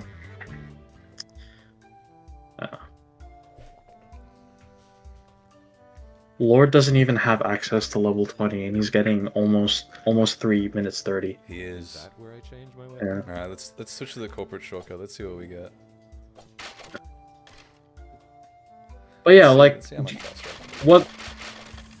can do. what else would the never-ending shift, like, do you think, will there be like sort of more like difficulty spikes, do you think? Because I think, yeah, the notion of like having like a see how far you can go is another cool like way to for engagement. So we've got currently there's like in the level 1, 2, and 3, it uses like a threat index system, which Steven spent a lot of time on, where it's like the higher the index, it like changes a bunch of variables in terms of like health and damage. It would be, I feel like we're going to look at sort of gradually increasing it the further into the run you get. So yeah, we'll probably look at that in terms of like the difficulty for it. We'll see how it goes anyway. Obviously, I'm just the art lead, so I could be just like talking absolute garbage right now, and that's not the plan. But I feel like that could be into consideration. It's into consideration anyway. So that, along with I think we're gonna merge all of the environments together in a sense that like between each boss is going to be like a different environment, if that makes sense. So like from here up until Keith, it's going to be the first level's environment, then it's going to switch to another, like the mushroom environment, up until another boss, essentially. Just so we can sort of reuse those assets and sort of keeps it changing, keeps it nice and fresh. Sorry, nice and fresh. If you were to do like, for this, just by the way, the explosion everywhere. Wow. If you were to do that, or I guess in general, like add another environment to this game, like we have the normal mine, we have the mushroom sort of theme one, and we have like the sort of like lava and crystals one. Like, is there any sort of other environments that that you as like the lead artist would really like love to add to this game? It's like a very interesting sort of question, because it is something that I have thought about, and whether it would even just be like, there's even things that I've wanted to do with this environment, like just updating the environment. So like instead of it being like a lava thing, having like almost like a hellish kind of environment, where it's not rocks on the walls, it's more like organic, like flesh and blood walls, like you're actually like in hell, that would be pretty cool to explore. Like from an artist. Giving like it's giving like Binding of Isaac vibes. Yeah, sort of like that. I think that'd be very fun. Something that I would like to do, not even just in terms of like a new environment, but just making these environments feel a lot more alive. So I originally wanted to have like pipes and stuff in level 1 scattered along the walls, and like having them sort of like pulsate with steam, and then having steam coming out of some of the creases in the pipes to sort of like sort of show off like the like lack of maintenance that's been going on in these mine shafts, where you've got like leaky pipes and that sort of thing. Just small little things to the environments would be very cool. I would also like to see like an icy cave. An icy cave would be very fun. And you could even have some like fun mechanics of like maybe I could get rid of the pit holes that you fall into, and it's instead like a slippery surface, and like the people, like the characters slide on it or something. Which then you could use that to increase your speed, and you could increase your times in speed run using those. That could be fun. That would be fun, I think. Maybe like a more jungly sort of thing rather than like a mushroom. Because I wanted to originally have the mushroom level be more of a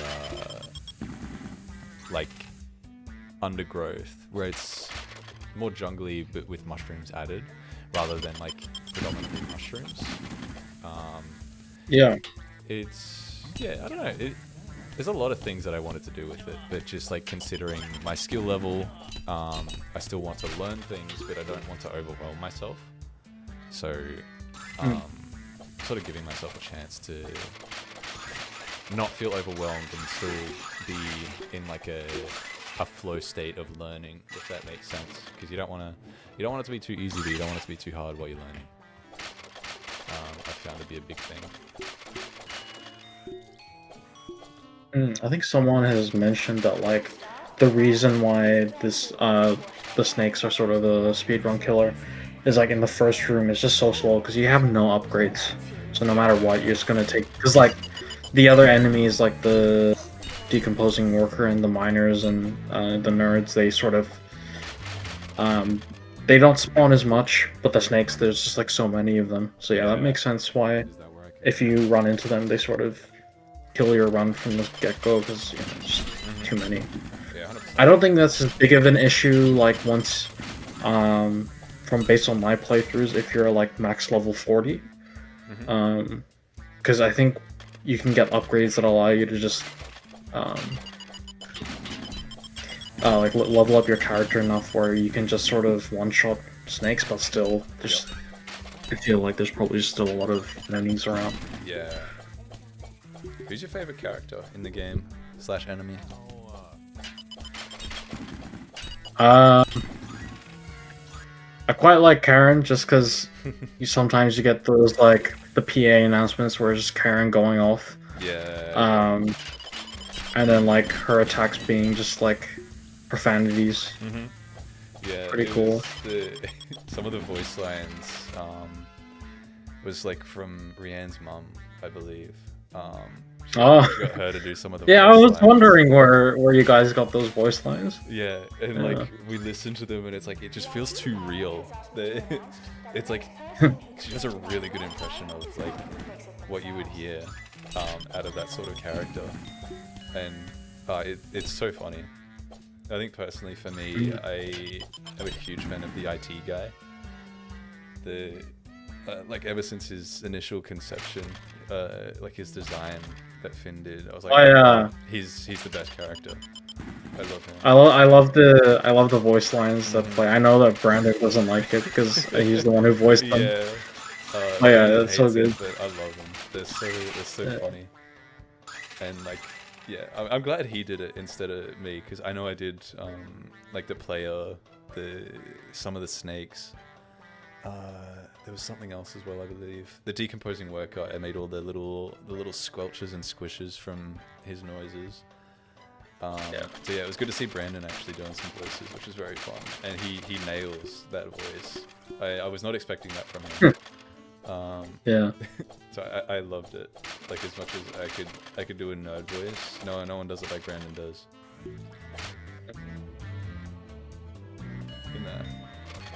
Someone's asked, are there upgrades that make the snakes spawn faster? Because yeah, it seems like maybe the issue is that the snakes take a little longer to spawn than they probably should. Yeah, maybe you guys like should introduce like a frenzy mode where it's like things just spawn and move a lot faster. Yeah, that would be interesting. So 7 minutes 30. I'm way behind. Damn. Yeah. But yeah, that'd be interesting. It'd be interesting to sort of see, because I don't think it's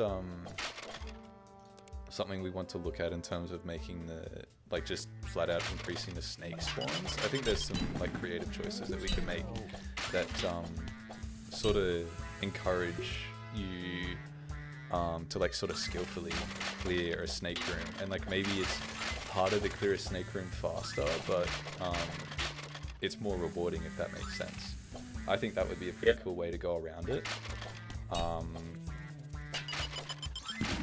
But yeah, it's a very interesting thing from a design standpoint, how we could try and tackle that. Whether maybe one of the weapons has a module, like maybe that rocket launcher, that grenade launcher one, maybe it places a trap where it explodes, and that one has like a secondary explosion that explodes after a little while, and then you can use it to sort of place traps at the entrance of the spawners, and maybe those spawners, if you time it right, it'll just destroy all the snakes immediately, and then you can already be at the door by the time they explode. That could be fun to explore.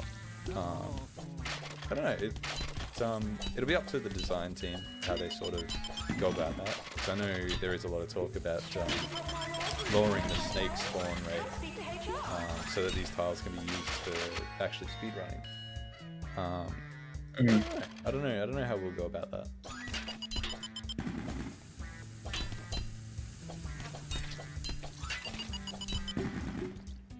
Where's this last guy? Yeah.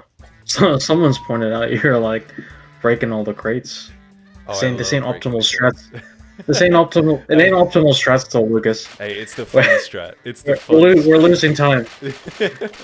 Hey, you looking at this? You're telling me this isn't fun right now? Look at all this. I spent a lot of time on this. The VFX.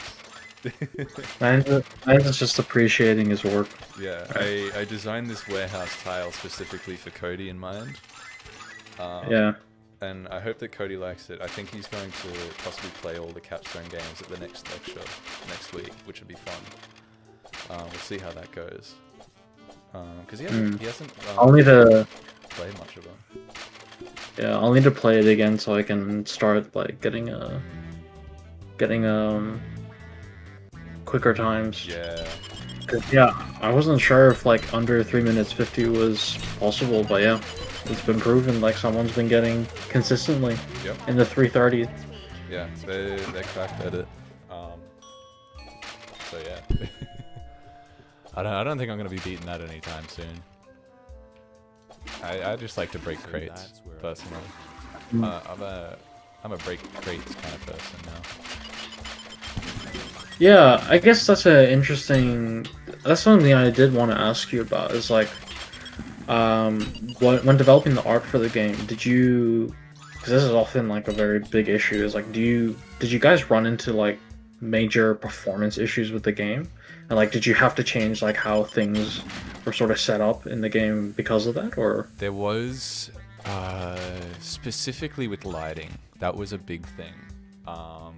Yeah. I think that's been the main issue that we've had to sort of refactor when it comes to the art.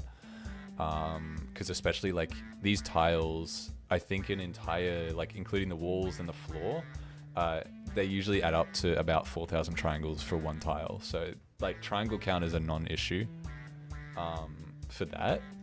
It mainly came to using lights because it's all randomly generated stuff.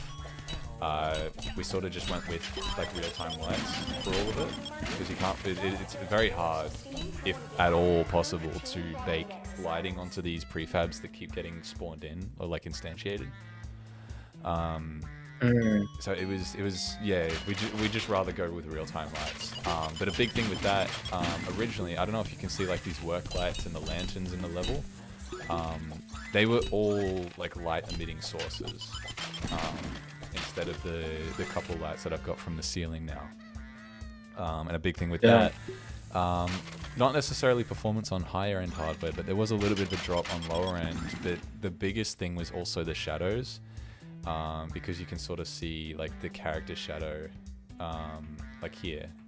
I think it might be a bit delayed for you, Mark, but like when I move my character, you can see the shadow sort of move with it in some areas. But, a lot of the shadows in the environment would be flickering because there was too many lights in the scene, and especially with forward, I think it's forward rendering in Unity that we were using. You can only have like a max of 4 or 6 lights.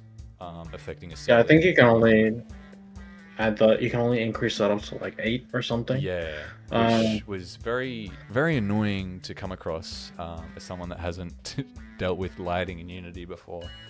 And I think you can know why probably. it was flickering. But yeah, we. I think with Unity's. Yeah. You go. Sorry, yeah. I think just like with Unity's base system, you probably wouldn't have been able to bake the lighting with the way you guys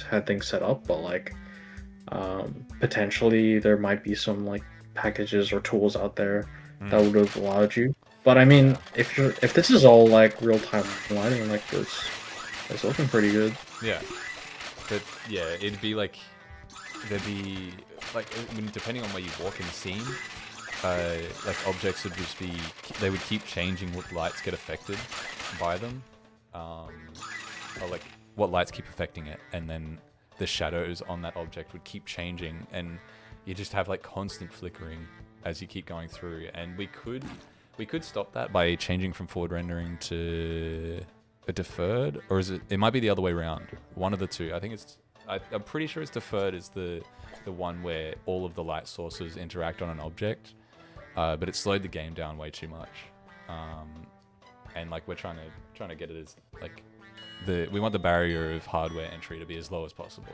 especially being a PC game rather than like something for PlayStation or Xbox, where there's not like a set hardware limit.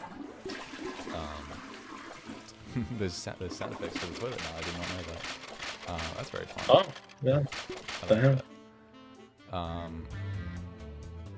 Having someone who's experienced with like sound design and music must have been incredibly useful. I know that's something that a lot of capstone teams struggle with. Like, music isn't really something that's covered in the course, or at least it's not a focus of any of the majors. From what I know, I was a design major, so maybe there was more options in the animation major path. But yeah, like the sound design for the game is like really came together. Yeah, I mean, I don't know if you can hear the background music at the moment, but you can hear like that choir in the background when you're in a boss room, which is like very fun. She's done like a very cool like adaptive music system with the help of Liv, I believe, where it's like the same audio track looping again and again, but then they add in different like instruments depending on the tile that you're in. So like when you get to the shop tile, everything sort of quietens down, and there's like, I don't think it has like the drums as much, like not going as heavy, and all that. And like the like when you're doing the main tiles, it's got like that wah wah wah sort of thing, like that little funky noise. That sort of disappears when you go on the shop tile, and it sort of lets the player know that they're not in a combat room essentially, and it works really well. From what we've had, it's like a mixture of that, and then when you go in the boss room, like you have the camera sort of zooms out, and you're in like a big sort of area, like you can tell that something big is about to appear, because you have the camera zoom out, and then you have the choir coming in, and it gets like intense, and it's like sort of leading into that anticipation player experience that we had. Which is very cool to see. Brienne's very talented with her stuff, because she she did like a course in something to do with sound. I'm not going to try and name what she did because I don't know the name of it, but it is something to do with sound. I know that. So she's very into it, and it's lovely to have that sort of asset on the team. Especially like you said, like sound designers are very hard to come across in this sort of environment.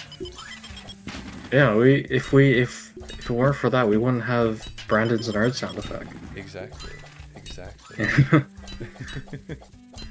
So yeah, it's it is very handy to have someone just like solo, like can focus on the music, and it allows other people as well to not have to worry about that. Like there would be sometimes when you're doing other projects, like when you're doing like RGB 200 or something, is you would be doing the art, but then you also have to worry about the sound as well. Having the bigger team sort of allows for you to not worry too much about that, especially if you get a sound designer. There is some tips as well with that that she's sort of passed on to me. If you ever get into a game, it's very unlikely that your team will have a sound designer, especially in uni. So a big thing, if you end up having to add sounds, is add them in early. A big thing, it's like such an easy thing to do, even if it's just like free asset, like placeholder sounds for now, or just stuff with the mic. I do stuff with my mic all the time. I just make random noises, and it's like, yep, okay, that's gonna be the select noise or something like that, something stupid. But I mean, it sort of adds a little bit of charm to it, which is I like doing it. It's kind of fun. But just like getting any sort of sound possible and putting it in there, whether it's a placeholder or a final, is a big thing. Because it makes it feel so much more polished, so much more early on, and sort of gets people like liking the game way more if there's like compared to when there's no noise.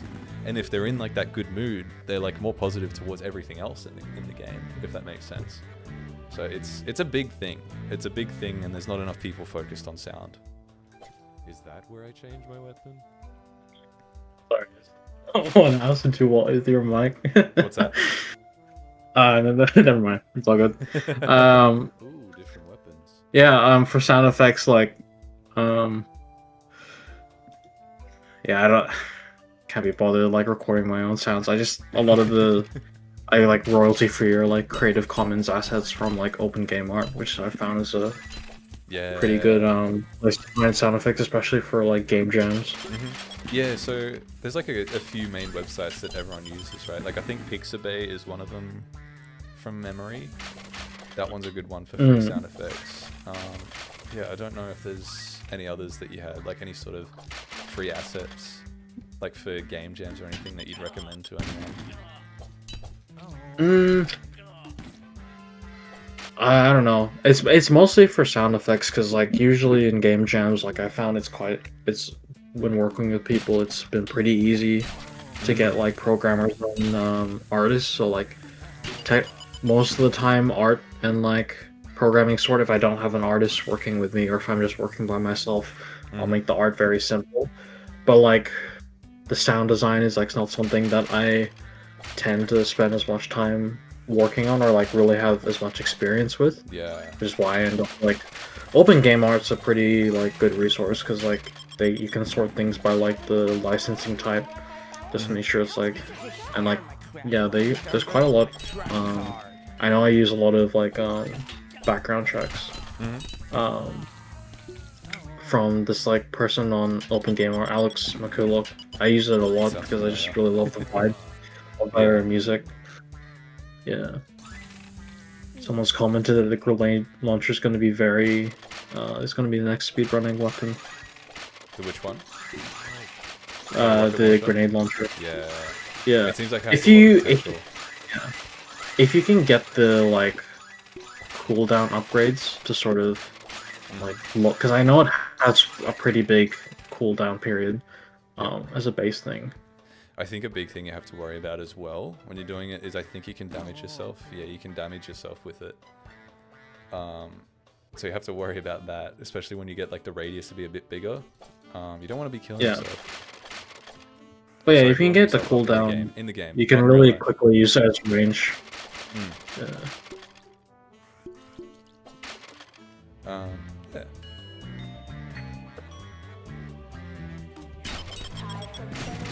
Lost focus. Wow. Straight going for it. Oh, I am dead. There are some upgrades that are sort of like, I don't know. At least for me personally, I'm like, I wonder if I can for a explode. speedrun attempt at least, I'm like, oh, Mm, you just died on my screen. I did. But like for speedrun attempts, it's like Maybe I'll be given a play. there's one that like makes your weapon. It might be for the pickaxe boomerang, which is why I see it so often. But like, it makes your pickaxe bigger, but like Mhm. the cooldown gets like longer. So I don't know. I'm not sure if that's the best thing for a speedrun. Yeah, it's there's definitely a few that I'm not the biggest fan of, especially with speedruns. Like I think there's one that like knocks back enemies. I've never been a fan of knocking back enemies. I'd rather just like fight them here and now. So like that. Yeah, I think when I get to like Karen's boss fight, I just kind of push her around because it's kind of fun to do. I didn't know you could push the bosses. That's funny. I don't think you can do it to Keith because he has that like axe swing attack, and he also like jumps in the air. But Yeah, Karen's got like the no one's gonna be able to push the yeah. fuck out of that. Like it may have changed now because I think there's more enemies that spawn in the Karen boss fight, but like I think her main attack is really just the like profanity sort of like spawning letters. So you can sort of avoid, as long as you avoid that, you can just kind of push her around into like traps as you kind of hit her.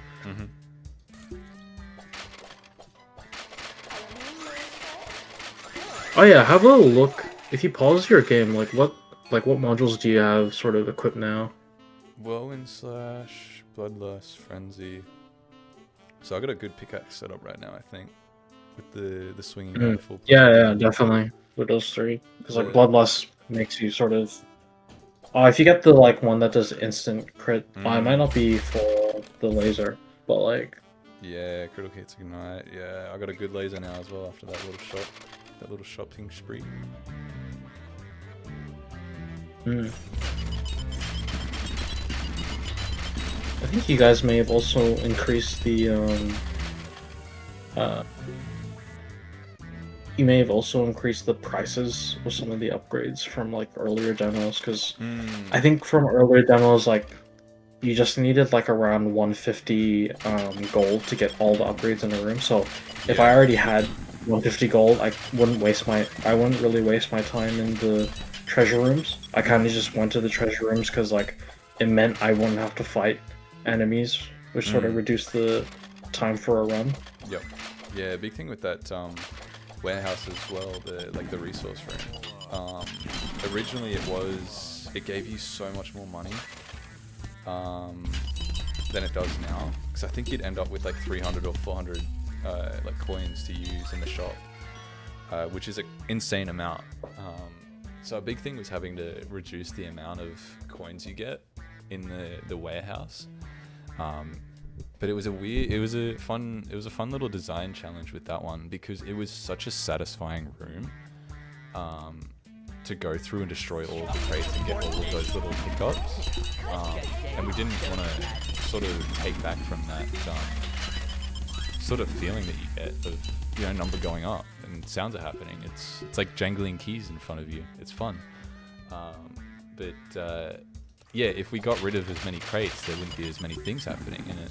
Like that wouldn't be cool. So something we did was, instead of it dropping like gold bars, because you'll see some of the enemies drop like a stack of gold bars, which is like seven coins or something like that. That would drop sometimes in the resource room, but we changed that to just pretty much just the gold coins now. So all of the crates only drop one.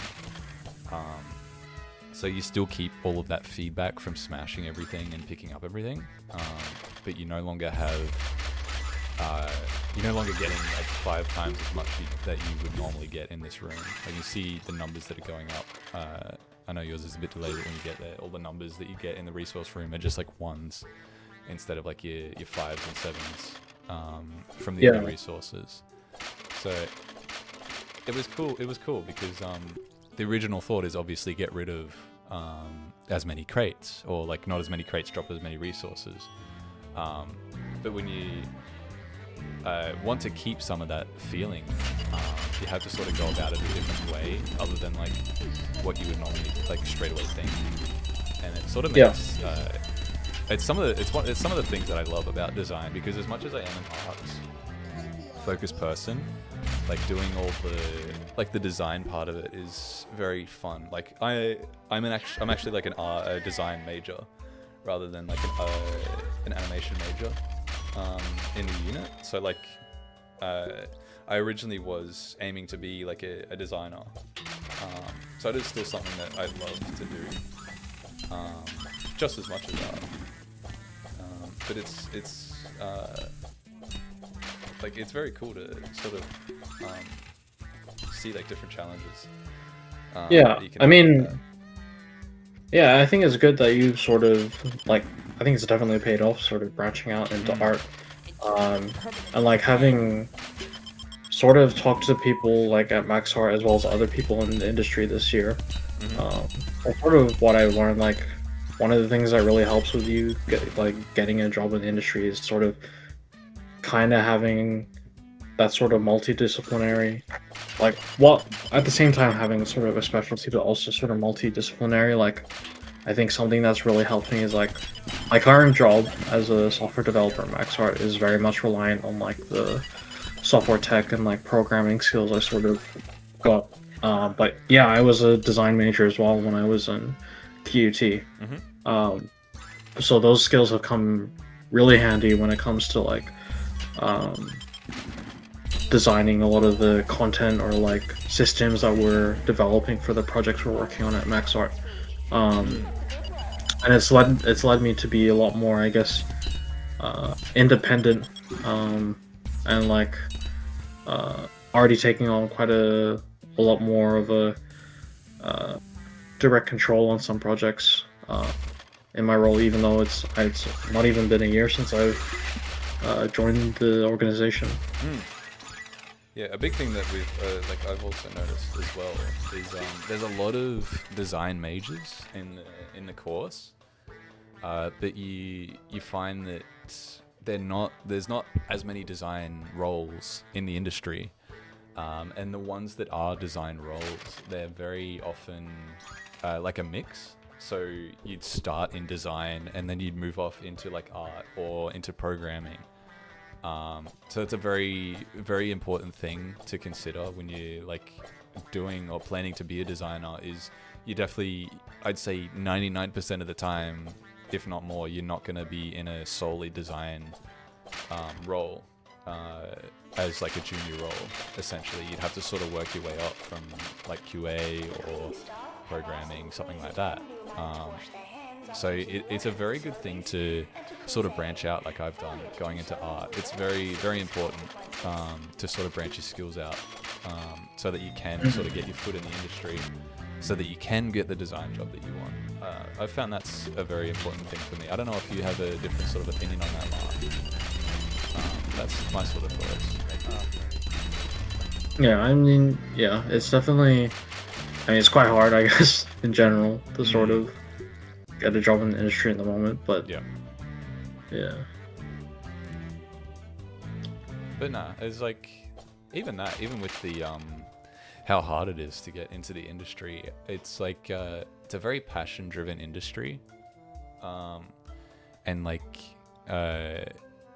when you get straight out of uni, if you're someone that's only done the course materials and isn't doing stuff in their downtime, especially after uni, like doing their own projects or anything, and you're just like sort of waiting for a junior role, it's very unlikely that you're going to get something.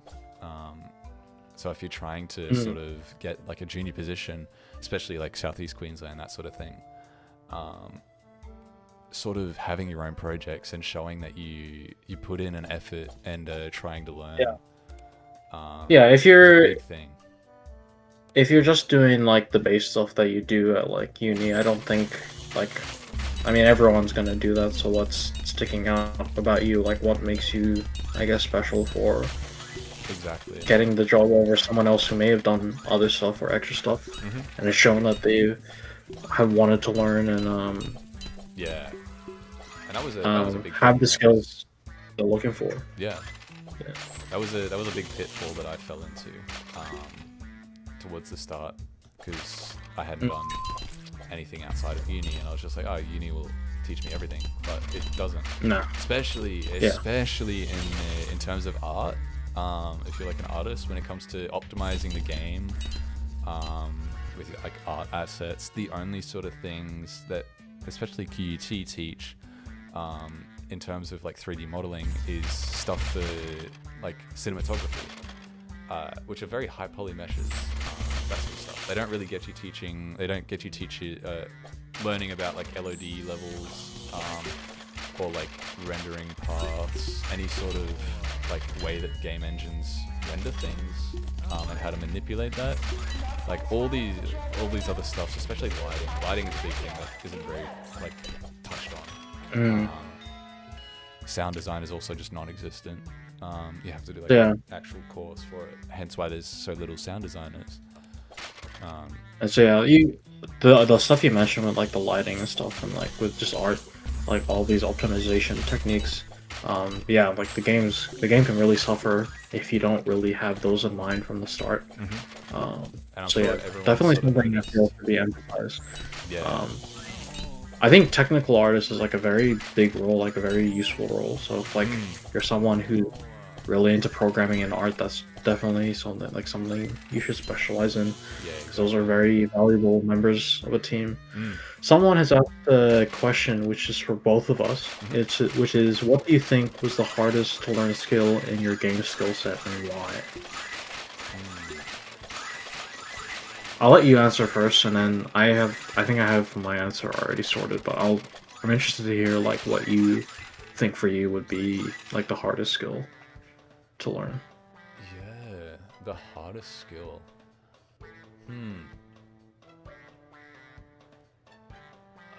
I'd say, honestly, the networking side of things. I'm gonna go like a slightly different answer. The networking side of things for me is a big thing. As someone that's usually very like sort of keeps to themselves, stuff like that. It's very important that in sort of game design or game development, you have like an outreach and you just know people. Knowing people gets you through so many doors and gets you learning so many things. Like, if you just know people that know the answer that you're seeking, it's like, it solves that issue, like so much quicker. If we're speaking like more of game side of it, I'd say learning color theory, like scene, sort of like scene design, I guess, like laying out levels that are readable and sort of look right, and they draw attention where attention is needed, if that makes sense.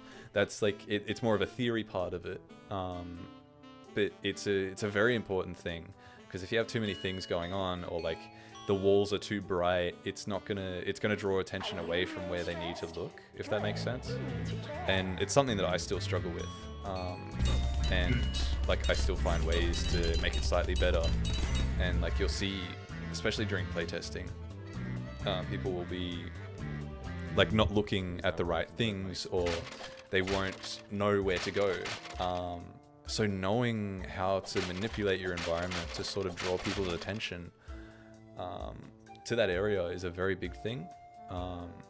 And knowing how to do that and making your games like so readable is such an important thing to making a good game, because the moment they get a bit confused and they don't know where to go, they like look away from the screen, it's like they're not immersed anymore, essentially. It's taken them out, and then that's like a big no-no. You don't want that to happen. You want them to be engaged the entire time. So that's probably the hardest thing for me. My answer, I actually thinking about it, I now have two answers. Because one's more of like, I think they're both sort of soft skill answers. So like one more directly tied to game development, and one is a bit more general.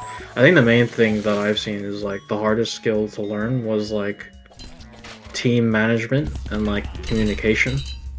Like it's like often like I was a peer mentor. Like I went through the course games degree at QUT as well, and like was a peer mentor for a few years after that, like for units like 100 and 200. And like there's a lot of like very talented like people in the course, like technically like in programming and art design, but like if you're unable to like work with people well, or like communicate your ideas and get across what you are wanting to make, or like come to a common ground or get on the same page, the game, your project will very much suffer. Yeah. And like I've seen it many times, and like definitely in like my first and like second year even, I struggled quite a bit with like getting to grips with like how to manage a team.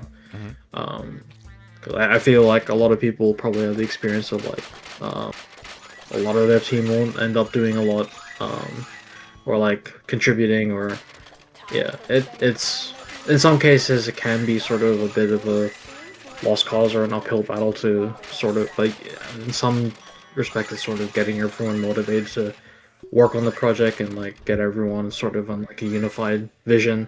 And that's a skill you sort of just have to like, with a lot of like the hard skills like programming or like 3D modeling or even design to some extent, that's sort of like something you can sort of learn and like through like tutorials and stuff. But like I don't know, like team management and communication is something you sort of only learn from like your own sort of self-experience, by working with people. Yeah. So like a lot of people, I guess, may end up getting like turned away from like games development or any sort of like group-based project work because of a bad group experience. But you kind of need that experience, and like learn from like the mistakes, to sort of get better at that. Yeah. So yeah, I think that's probably one of the key things. Like one of the hardest things to learn. And then the second thing, sorry. There you go. The second thing is just like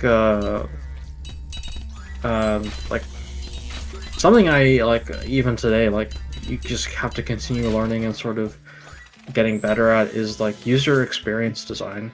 And it's something that's I've been learning more about now that I'm at MaxArt, because that's something that's very important to us there, and something that like I think I sort of emphasized in a lot of the feedback in early iterations of Super Safe Spelunking to you guys, is like considering the user, like how will the user experience the game. Because I don't know, like I think something that a lot of game developers get stuck in is we get very like very lost in like making sure that we develop the features that we planned out to do, or like we designed, and making sure that it works the way we intend, or like something looks the way we had planned it out. But then like sometimes we don't zoom out and see the whole picture of how the end user will end up interacting with like what we've made, or like, does this make sense? Is the user going to enjoy this? Like asking the more like fundamental questions of like, will they experience sort of the user stories, or like will they experience the player experience goals that you want to experience through the gameplay? Like, have we made the systems and made something that sort of achieves that? Because we can get very stuck in like, especially like being someone who's more design and programming oriented, can get very like lost in like, oh, there's this bug that I need to fix, or this part of the level doesn't exactly work the way I want it to, or this thing doesn't function the way like. That's still important to sort of address, because like some of those things are detrimental to the game user experience, which is what I'm sort of focusing on now. But like sort of seeing if like taking a step back and looking at if all those pieces sort of fit together to make the initial vision of like what you were hoping to make. It's something that I don't know. It's a hard skill to learn because like you can get very lost in like the very like concrete features and stuff that you kind of can sometimes forget. Yeah. And like someone's brought up a good point. Like sometimes users do unexpected things that like it's not something you accounted for, which is why like playtesting is such an important process, because like you as the development team can only do so much to sort of account for those things. You're only seeing it from your perspective. So like through playtesting you find things from perspectives from people who are maybe like who are naive to the game's systems and how it works. So you get to see how people interact with it with fresh eyes. Yeah. So yeah, like that's like user experience design and playtesting sort of go hand in hand. And I think especially in uni, quite a few like student teams don't do enough playtesting to really, mostly due to lack of time, because like goddamn, you got like a lot of people got like 4 subjects to handle, but like still like playtesting is very important for like really refining the user experience to what do you call it? Get it to a state that is, it may not exactly be what you planned it out to be, but that's sort of what agile development and iteration is about. But it's something that's a refined product that people will actually enjoy. And like I know for this game playtesting is very crazy. Like we went hard on the playtesting for this project because we had Stephen and Rianne pretty much every week. We'd have like a whole playtest report document with a list of all the catastrophic bugs and like cosmetic bugs and all that, and we'd like go through, assign ourselves to each of them and sort of fix them up. And then sometimes we'd also jump into like a giant call one night, like when something's coming up and we need to have it be working as good as it possibly can. We'd like each play through the game, find a bunch of bugs, put them all in like the one document, and then we just in that same sitting just like go through and like fix them all, and then we do another build once enough have been fixed, and then we just do it again, and we just keep iterating on that. And that's been a really big help for us to get it to the sort of state that it's in, because like I haven't come across so far tonight, I've been playing it for like 2 hours and I haven't encountered anything game breaking, which is awesome to see. And it's something that I think even AAA studios personally should take into account is playtesting. Playtest, do it a lot. I mean, yeah, it's definitely a good practice, like what you guys have done. I mean, I've sort of been experiencing that as well. As like, I mean, like some big games to this, like they seem to have like some bugs that like persist for quite a while. But like, I think an important thing to bring up is like, you sort of like, you have your sort of backlog for what you're looking to develop, and you kind of have the timeline of like how those tasks will like fill up your like time throughout like the period that you're developing your game. But yeah, you kind of have to you kind of have to make sure that like when you plan your sprints, especially once you start developing the systems and got a game going, when you plan your sprints, you're not like putting yourself to capacity for the sprint. Maybe like 80%, because there's often with game development you're gonna find something that's wrong with your game. There's gonna be a bug, or there's gonna be something that you want to rework. The design isn't exactly working out the way you want it to. If you're at full capacity for the sprint, you're gonna not be able to address that, or you're gonna be over time, or you're gonna like crunch and then eventually maybe burn out. So like making sure that you're planning your sprints with like not a full capacity in mind, so that you can sort of go on those side quests and sort of handle those like bugs or things, that unexpected things that come up. is something that is an important skill that you need to learn to ensure that you can scope your games properly. Yeah. I'm sure you guys probably experienced that in some regard while you were making this game. Yeah, definitely. And like that's sort of the reason why you sort of need to triage like those bugs. Like that's why it's a good practice of what you guys did, of like going through every week, play testing the game, finding what bugs there were.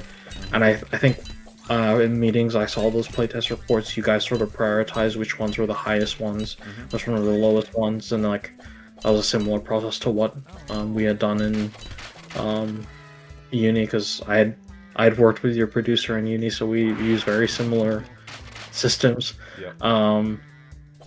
And you're not gonna get to all of like the lower priority bugs. I mean, some AAA games sort of do that as well. Yeah. So like a lot of low priority bugs kind of persist, which is sort of what I mentioned before. So like, but as long as you get to the high priority ones that sort of have a more detrimental effect to the game, then yeah. Yeah, it's very important to consider that, because like you said, you got to avoid burnout. Burnout's a big thing, especially in the games industry, to try and avoid. I know that there would have been a couple people in this project as well that would have experienced some burnout. Not because of the planning, but just because they're like trying to do their best, like the best they can to get the strongest portfolio. So they're trying to go the extra mile, but like end up burning themselves out towards the end, which we don't want. And I mean, luckily for me, I haven't really felt too much of a burnout. I think there's been one day where it's like I just didn't want to look at this game.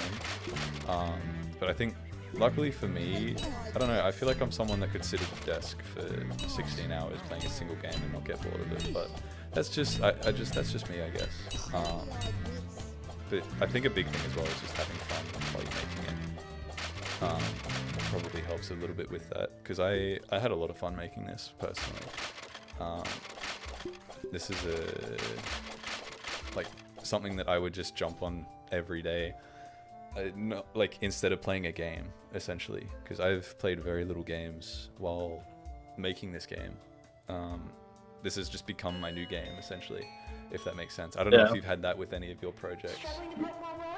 Oh yeah.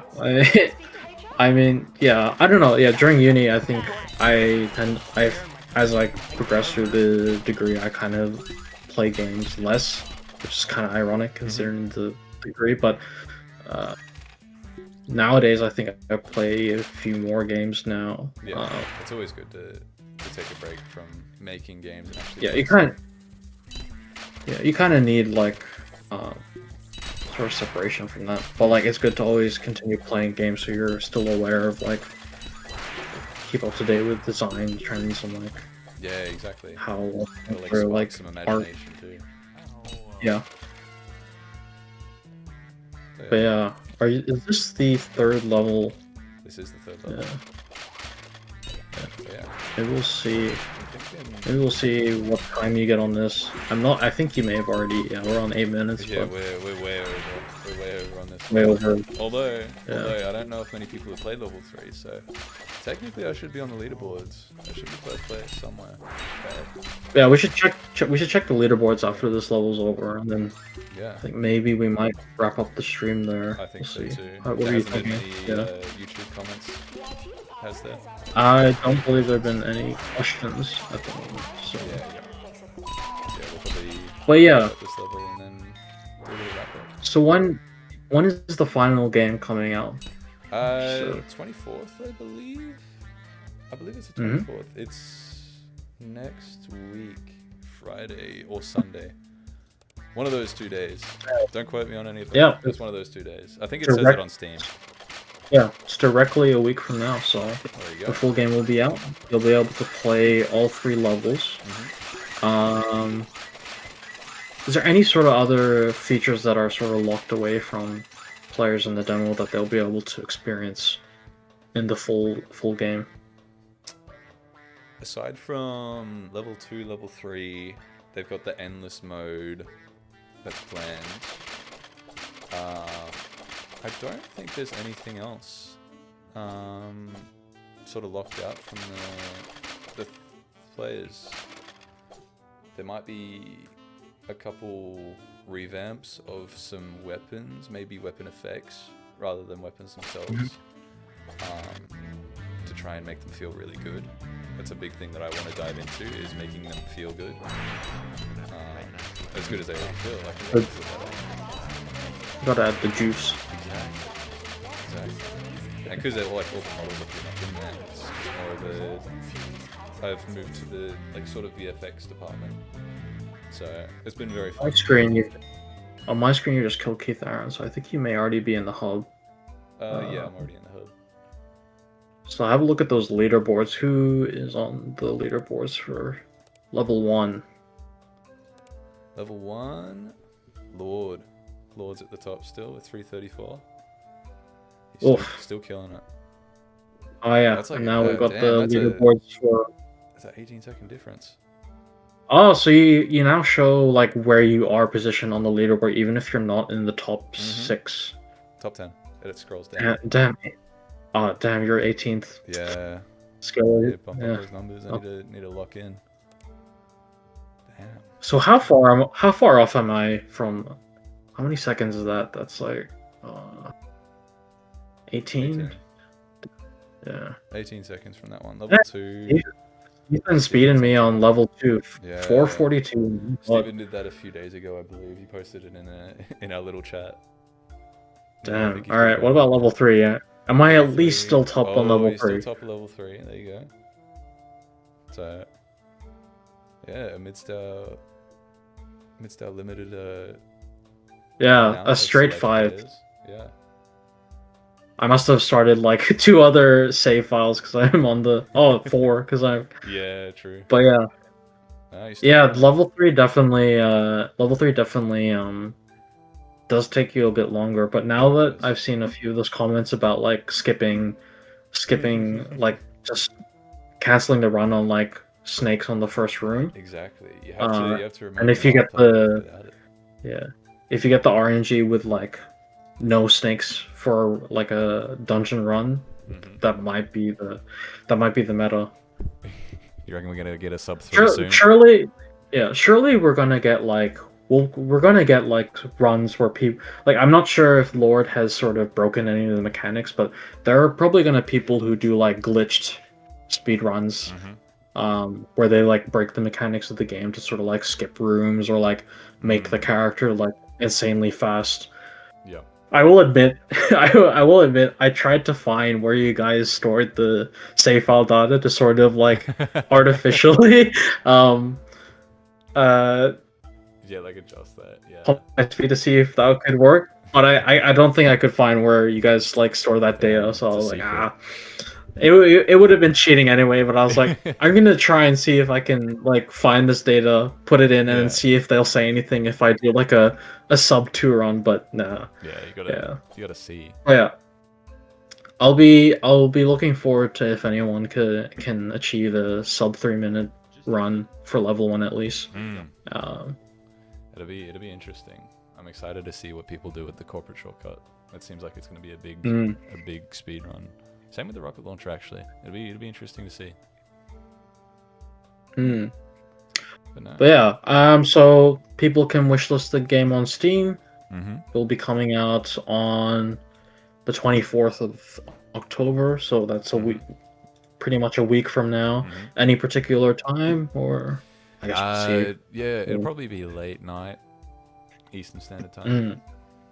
We'll see. We'll see on that. But yeah, super where else can people see content for the game? So we've got a Instagram, Super Safe Spelunking, YouTube as well, just under the same name. I believe that's all we're sort of focusing on now in terms of socials, as well as Steam. Oh, we're on LinkedIn as well. Yeah, LinkedIn, Super Safe Spelunking. We'll be on there posting more formal stuff, but yeah, that's where you can contact us.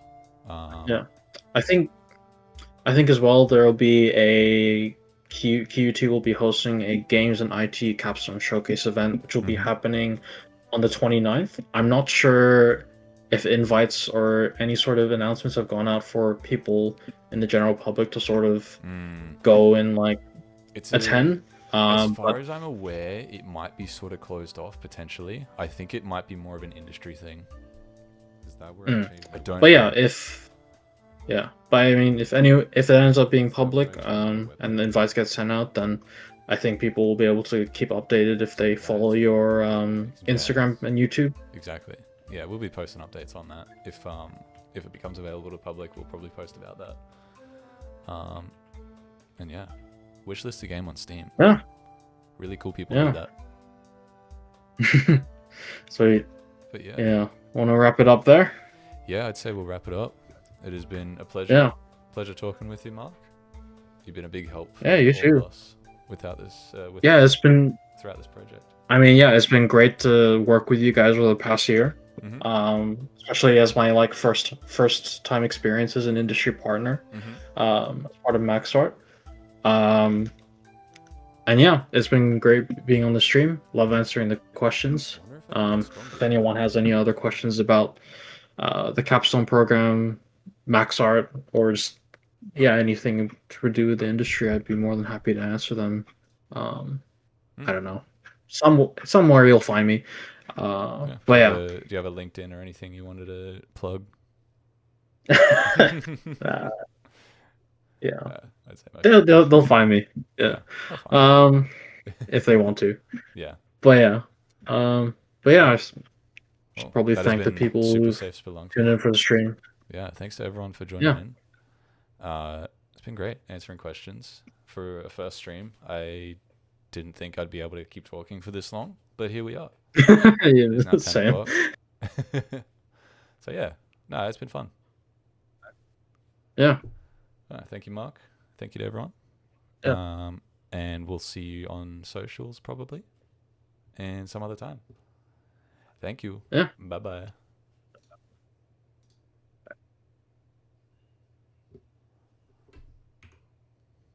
As long as I can figure out how to stop the stream. Pretty sure I stopped the stream.